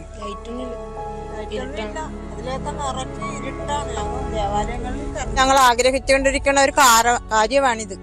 പക്ഷെ നടന്നിട്ടില്ല, നടക്കുന്നില്ല. തടസ്സങ്ങളാണ്. ഇത്രയും ജനങ്ങൾ വീട് സ്ഥലം വിട്ടുകൊടുത്തിട്ട് നിങ്ങൾക്ക് സ്വന്തമായിട്ട് വഴി കിട്ടുന്നില്ല? ഇല്ല, വഴിയില്ല. ഇവിടെ ഒരു കിഴക്കോട്ടുള്ള സ്ട്രീറ്റ് ലൈറ്റ് ഒന്നുമില്ല, ഇരുട്ടാണ്. ഞങ്ങൾക്ക് രാത്രി ഇരുണ്ട ദേവാലയങ്ങളിലെ കർമ്മത്തിന് പോകാൻ പോലും ഞങ്ങൾക്ക് പറ്റത്തില്ല. ഈ കുഞ്ഞുമക്കളൊക്കെ ഈ ഇതിലെ കൂടെയാണ് പോകുന്നത്, ഇരുട്ടത്ത്? കുഞ്ഞുമക്കളെല്ലാം ഇതിലെ കൂടെയാണ് പോകുന്നത്. ഞങ്ങൾ കടത്തി വിടും ചിലപ്പോഴൊക്കെ, പിന്നെ റോഡിലോട്ടൊക്കെ ആക്കി കൊടുക്കും, അത്രയൊക്കെ ഉള്ളു. ഇവരുടെയൊക്കെ വീട്, കുട്ടികളുടെയൊക്കെ വീട് പടിഞ്ഞാററ്റാണോ? പടിഞ്ഞാററ്റം. അങ്ങ് തീരപ്രദേശത്ത് നിന്ന് ഇങ്ങോട്ടുള്ള പിള്ളേരെല്ലാം ഉണ്ട് കിഴക്കോട്ട്. എല്ലാരും പോണ വഴിയാണ്. അതെ, ആയിരക്കണക്കിന് ജനത്തിന്റെ വഴിയാണിത് പണ്ടേ മുതലേ. മറ്റേ വഴി അവർ അടയ്ക്കുമെന്ന് പറഞ്ഞു. ഇപ്പുറത്തെയും കൂടെ കിട്ടിയാൽ നിങ്ങൾക്ക് പിന്നെ ഒരു വഴിയില്ല? ഇല്ല, ഞങ്ങൾക്ക് വഴിയില്ല. പിന്നെ അതല്ലേ, അതാണ് ഇങ്ങനെ രക്ഷകർത്താക്കള് ഇവിടെ കാത്തിരിക്കുകയാണ്. ഈ കുട്ടികൾ കടന്നു വരുന്ന പാലം എന്ന് പറയുന്നത് വളരെ അപകടകരമായ ഒരു പാലമാണ്. പക്ഷെ അത് നമ്മൾ പഞ്ചായത്ത് അധികൃതരോട് ചോദിച്ചപ്പോൾ അവർ പറഞ്ഞത് ഈ പണിയാൻ ഉള്ളൊരു കൺസെന്റ് ഈ സ്ഥലം വിട്ടു നൽകാമെന്ന് പറയുന്നത്. നമ്മൾ ഈ നിൽക്കുന്ന അതിര് റിസോർട്ടിൻ്റെയാണ്. ഇടയ്ക്ക് വീടുകൾ കഴിഞ്ഞു, അത് കഴിഞ്ഞ് വീണ്ടും ഏക്കറുകളോളം ഇങ്ങോട്ട് സ്ഥലം കിടക്കുവാണ് കിഴക്കേ അറ്റം വരെ. അപ്പോൾ അവരുടെ ഒരു കൺസെന്റ് കൂടെ ഈ സൈഡിൽ നിന്ന് കിട്ടിയില്ലെങ്കിൽ ഈ പാലം ഉൾപ്പെടെയുള്ള മുഴുവൻ കാര്യങ്ങളുടെ നിർമ്മാണ പ്രവർത്തനങ്ങളും തടസ്സപ്പെടുമെന്നുള്ളതാണ്. വർഷങ്ങളായിട്ട് ഈ കുഞ്ഞുങ്ങളും ഈ ഇരിക്കുന്ന മനുഷ്യരും ഉൾപ്പെടെയുള്ളവർ ദുരിതം അനുഭവിക്കുകയാണ്. ഇത്ര ഗുരുതരമായ ഒരു സാഹചര്യത്തിലൂടെയാണ് മാരാരിക്കുളം തെക്ക് പഞ്ചായത്തിലെ പൊള്ളത്തെ ഈ ഭാഗം കടന്നുപോയിക്കൊണ്ടിരിക്കുന്നത്. എന്തായാലും അധികൃതർ ഇതിനകത്ത് കൃത്യമായൊരു ഇടപെടൽ നടത്തുമെന്ന് തന്നെ നമുക്ക് പ്രതീക്ഷിക്കാം. അല്ലെങ്കിൽ വലിയ സമരത്തിലേക്ക് പോകും എന്നുള്ളത് സ്ത്രീകളും കുട്ടികളും അടങ്ങുന്ന ഇവിടുത്തെ ജനങ്ങൾ പറയുന്നുണ്ട്. അവർ ഗതികെട്ട ഒരു അവസ്ഥയിലാണ് അത്തരത്തിലൊരു സമരത്തിലേക്ക് പോകാൻ തയ്യാറെടുക്കുന്നത് എന്നുള്ളതാണ് ഇവിടുത്തെ മനുഷ്യർ വ്യക്തമാക്കുന്നത്. ആലപ്പുഴയിൽ നിന്നും ശരണ്യ സ്നേഹജൻ, ന്യൂസ് 18. നമുക്കിനിയും ന്യൂസ് 18 സ്പെഷ്യൽ ഡേ സെഗ്മെന്റിലേക്ക് ഒന്ന് പോകാം. ബിൽവിൻ ജിനേഷിന്റെ 7ാം ജന്മദിനമായിരുന്നു ഇന്നലെ. ബിൽവിന് 1000 പ്രാർത്ഥനാശംസകൾ നേർന്നത് പപ്പ ജിനേഷ്, അമ്മ അനു, ചേട്ടൻ ബിയോൺ, അനുജത്തി ബിയാറോസ്, കൂടെ കുടുംബാംഗങ്ങളും. ന്യൂസ് 18ന്റെയും വലിയ ഒരു ആശംസ, എല്ലാ പ്രാർത്ഥനകളും എല്ലാ ആശംസകളും പ്രിയപ്പെട്ട ബിൽവിന്.